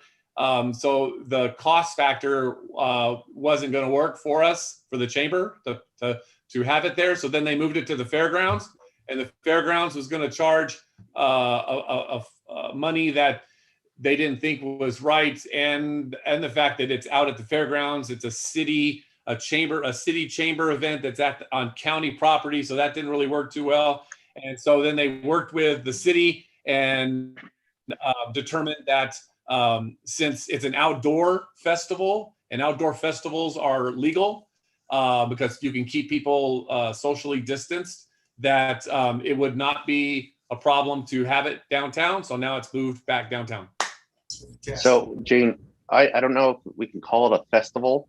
I think those are still regulated, but the markets, an outdoor market, Or market. are fine. Market, yeah. And so that's what I was telling Michelle down there, calling an outdoor market, and you shouldn't have a problem with getting that downtown.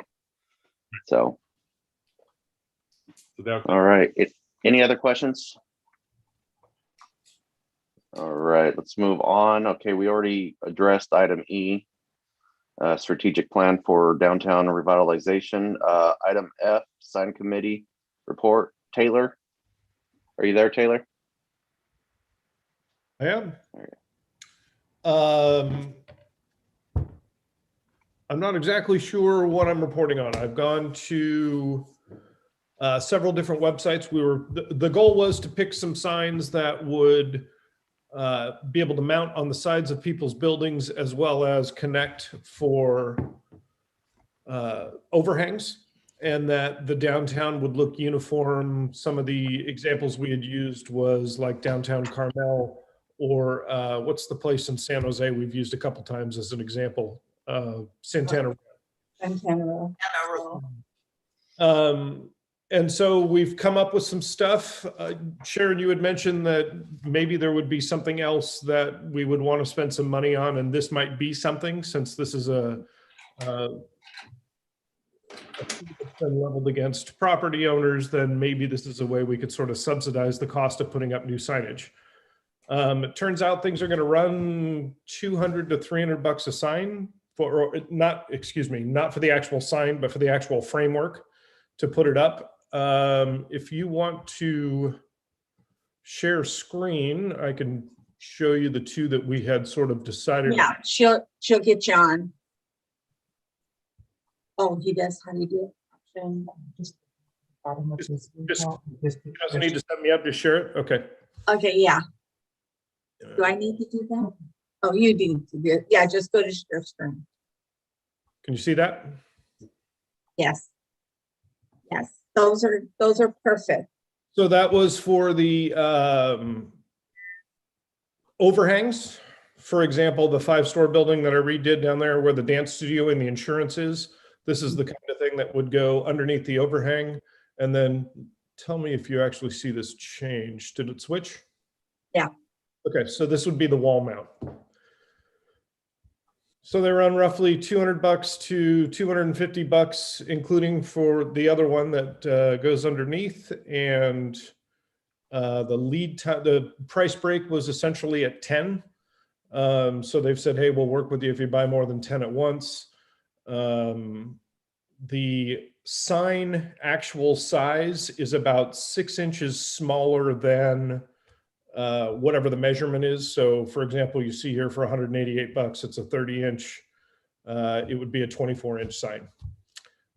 Most of these are just, well, both of the ones we're looking at are designed for oval signs.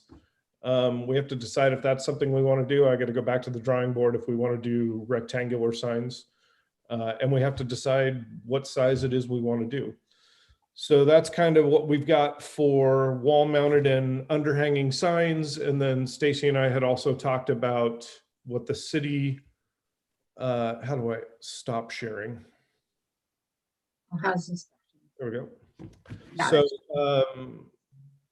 Stacy and I had talked about what we wanted to do as far as what would actually go on the building. And it was a 4:6 aspect ratio was what we were trying to keep with. And I think that's about it, unless anybody's got any questions about anything. Let me just add, and I apologize. Nicole came in and well, I gave her the agenda and she redid the agenda to the way it has to be performed for the Brown Act now. So this was her layout. And so I would have put your signage with Stacy's when you guys talked about the over. No. Yeah, thank you for the opening. Because the other thing that we wanted to talk about at one point was way signs. You know, what kind of signage do we want to do to get to the different locations? And I don't think we've spent very much time over the last couple of years on that because we were trying to get the vision of what we wanted. And now that you're getting that that would be the next thing we need to. I lost some volume on there at the end. The way signage, which way to go, how to get. Oh, direction. directional signage? Yeah. So we didn't do a Oh. whole lot of homework on that. It was just a, Right, just discussion. So, thank you, and I'm sorry it wasn't all together. Those are exactly what we had looked at. I like that. I like that look. And the thing also that the committee had been looking at in the beginning was we wanted to make sure that it was signage that could be removed if somebody left, so that all they'd have to do is get their name and their information and be able to keep it consistent. Is that correct, Taylor, still? yeah. So, I got the name. I'm just sharing this stuff again so people can take a look at it. I spoke with 2 different companies, and after talking with them for a little while, turns out that the same company owns both companies, if that makes any sense, right? So they've got 2 different websites. And I was shopping on both, and I said, this looks oddly similar. And they said, yeah, that's us too. But they did pass along the name of somebody who actually does the sign work, not just the holder work. But these guys will put this together for us. They've got a 5-week lead time. Like I said, the price breaks at 10 units. I told them, we might be ordering up to 100, though I don't know how we're going to be doing it. If we can do it in a batch, or we can help out property owners and say, hey, we'll put this together, or at least offset some of the cost, and then put the actual signage on the tenant, or the business owner. I think that makes the most sense. But again, I was just doing some homework. Here's what I found. Great. Well, I think Chairman Jones, you might just want to get a feel from the board. It's not an action item, but that we're going in the right direction.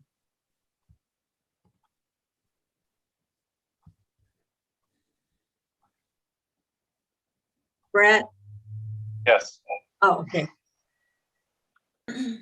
So I'll be the first to admit I'm not an expert in this area. So I'll lean on you guys to kind of dictate more of what you think would be best. I do have a question. I don't know. The sign expenditures would be at the property owner's expense. We're just creating more of a design for them and a uniformity throughout. Is that the plan or the goal? Yeah, it was basically the same idea as when we put together the color profile. It was like, all right, let's put together a color profile. Let's put together a sign frame, and then through attrition, eventually it will come to pass. I think you could speed up attrition if we use some of this money to say, hey, everybody gets a sign, contact everybody, or not a sign, but a sign holder. And then that encourages tenants to kind of go forward. It wasn't meant to replace any signage that's on buildings. It was just meant to add to, so when people are walking down 6th Street or I Street, they can actually. Pedestrians. So here's another thing though too, is that we got to dictate height on some of these wall mount ones instead of we're going to have to be pretty specific on what we want on each individual property as far as where they need to be placed at, so we kind of did I don't know that. how much control you guys want on that.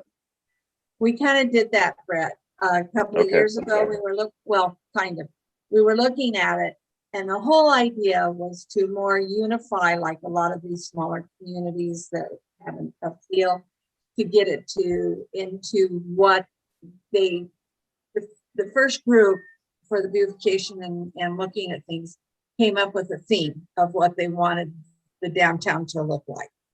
And the theme is to keep the downtown into the maintenance of, it's not particularly Western, it's not particularly not Western, but it's I don't know what it is, but it's whatever it is right now here in Los Banos. They wanted to keep the history, but they wanted to bring it to a modern state. They also wanted to get it more organized, where people aren't putting all kinds of stuff in windows. We want to start getting these windows cleared out. So people can start learning how to use their windows to invite people in and for it to be a part of the area that is in the downtown community that makes it pleasant and inviting. And so these are kind of what we were looking at, and the signage that you're seeing now, for the entry signs. And then we wanted the way signs to be similar.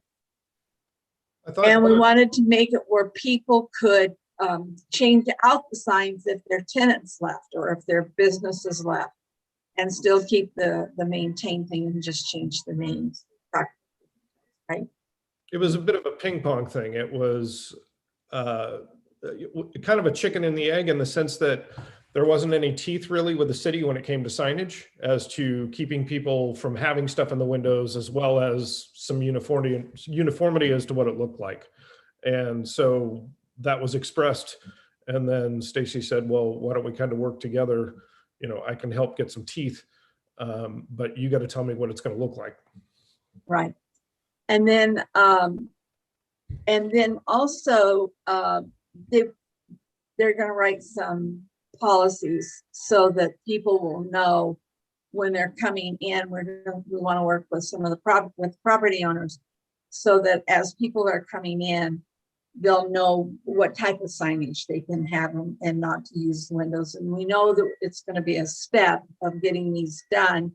So possibly, to David's question, if we saw what our budget would look like and what it would cost us to at least get a start to them, or give them a part of a cost to get them started, you might want to do that to get motivation.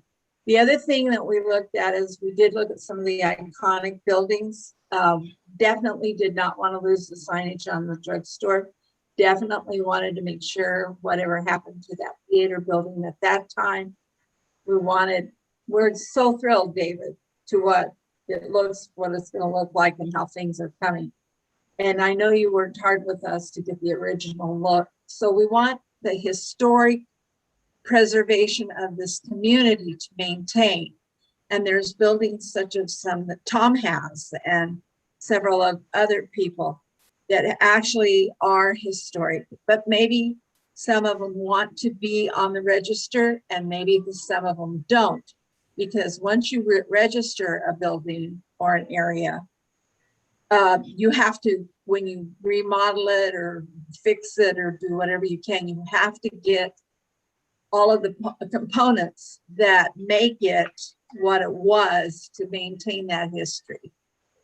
So there's a mixture, kind of a hodgepodge, a mixture of what we can or can't do or how to do it, but yet to maintain the history of this community without losing that. Am I saying that? You understand that correct? Did I say that correctly, I guess, Taylor? Sorry. So that's what we're looking for. Taylor, can I ask a question? Yeah. So if I'm just thinking as a business owner downtown, if I was a business owner downtown and you owned the building that I was renting from, are you in this idea, are you planning to go to the business owner and ask them to help pay for the oval sign, or to pay for the bracket, or pay for nothing? Haven't thought it all the way through, and what was going through my head was the property owner would pay for framing or the metal part of it, and then every time a business owner comes in, they pay for the new oval. Right. I think that's what was discussed too. Yeah, that's the most reasonable expectation there.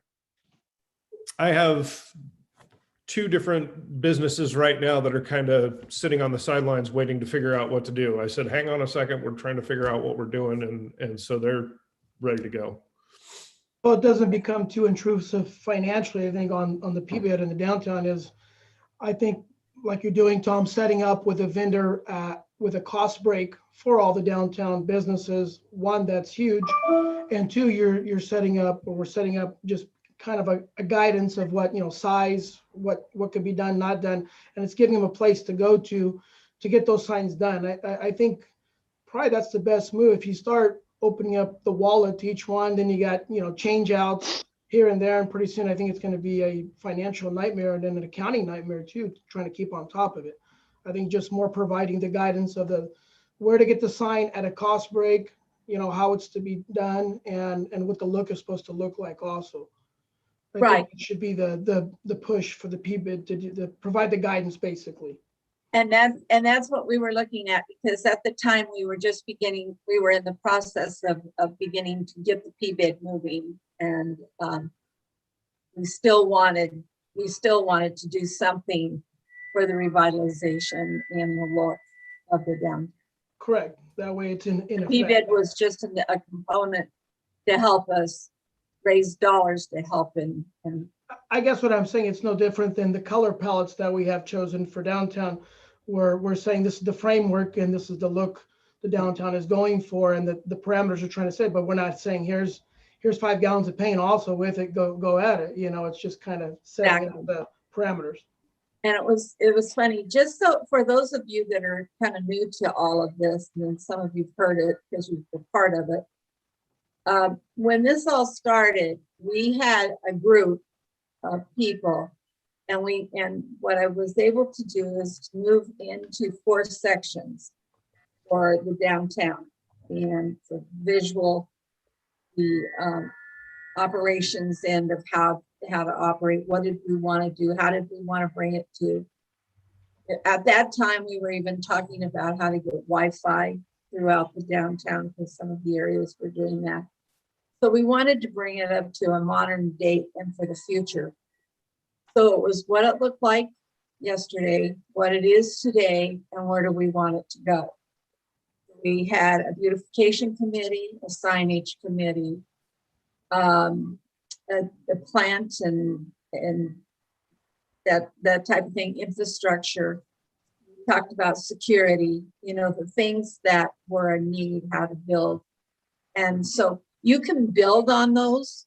Those are what we had. I'll go back and look at some of my notes. It was 3 years ago of what I looked at and what the team put together. We pulled in as a team, and everybody took a share, and some of them, like Taylor and Tom and some of them from the beginning, have served on 2 or 3 of those committees to move them forward and to get them here. So we're now at that point. We've passed the PBID. We're now at the point where the city's really working with us. We've got the right people in the right place. This is the time, and what Stacy was talking about. It took us 3 years to get here, and now we need to move. And so if you have things that you want to bring to the table, that you want to add to what we're doing, you want to develop something different, and working with, these are the people that were in the beginning, but you're the people today. So please let us know, and let us start, move in that direction in another 3 years. Does that kind of clarify some of the things, how we are and what we were looking at? Absolutely.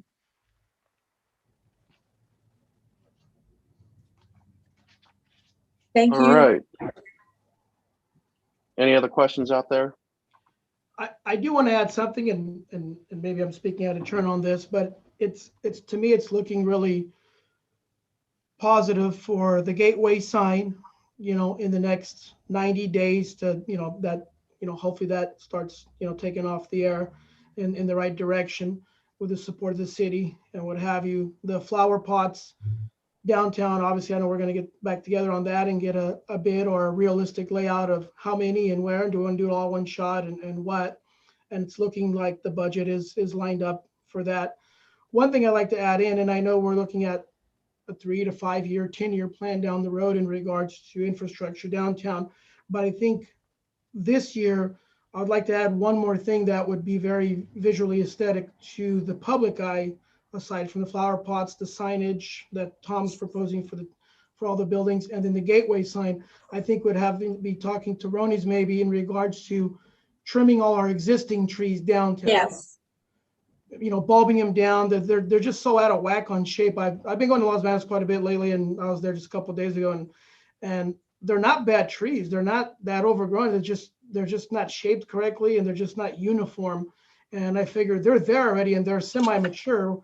Why not, at a very low cost, take advantage of that and be done? Even though if the goal is to later on replant and redo the sites, I get all that, but at least for the next couple of years, will be aesthetically pleasing the downtown for the general public to see that we're moving in the right direction. And I don't think that would be such a massive cost. That's just trimming.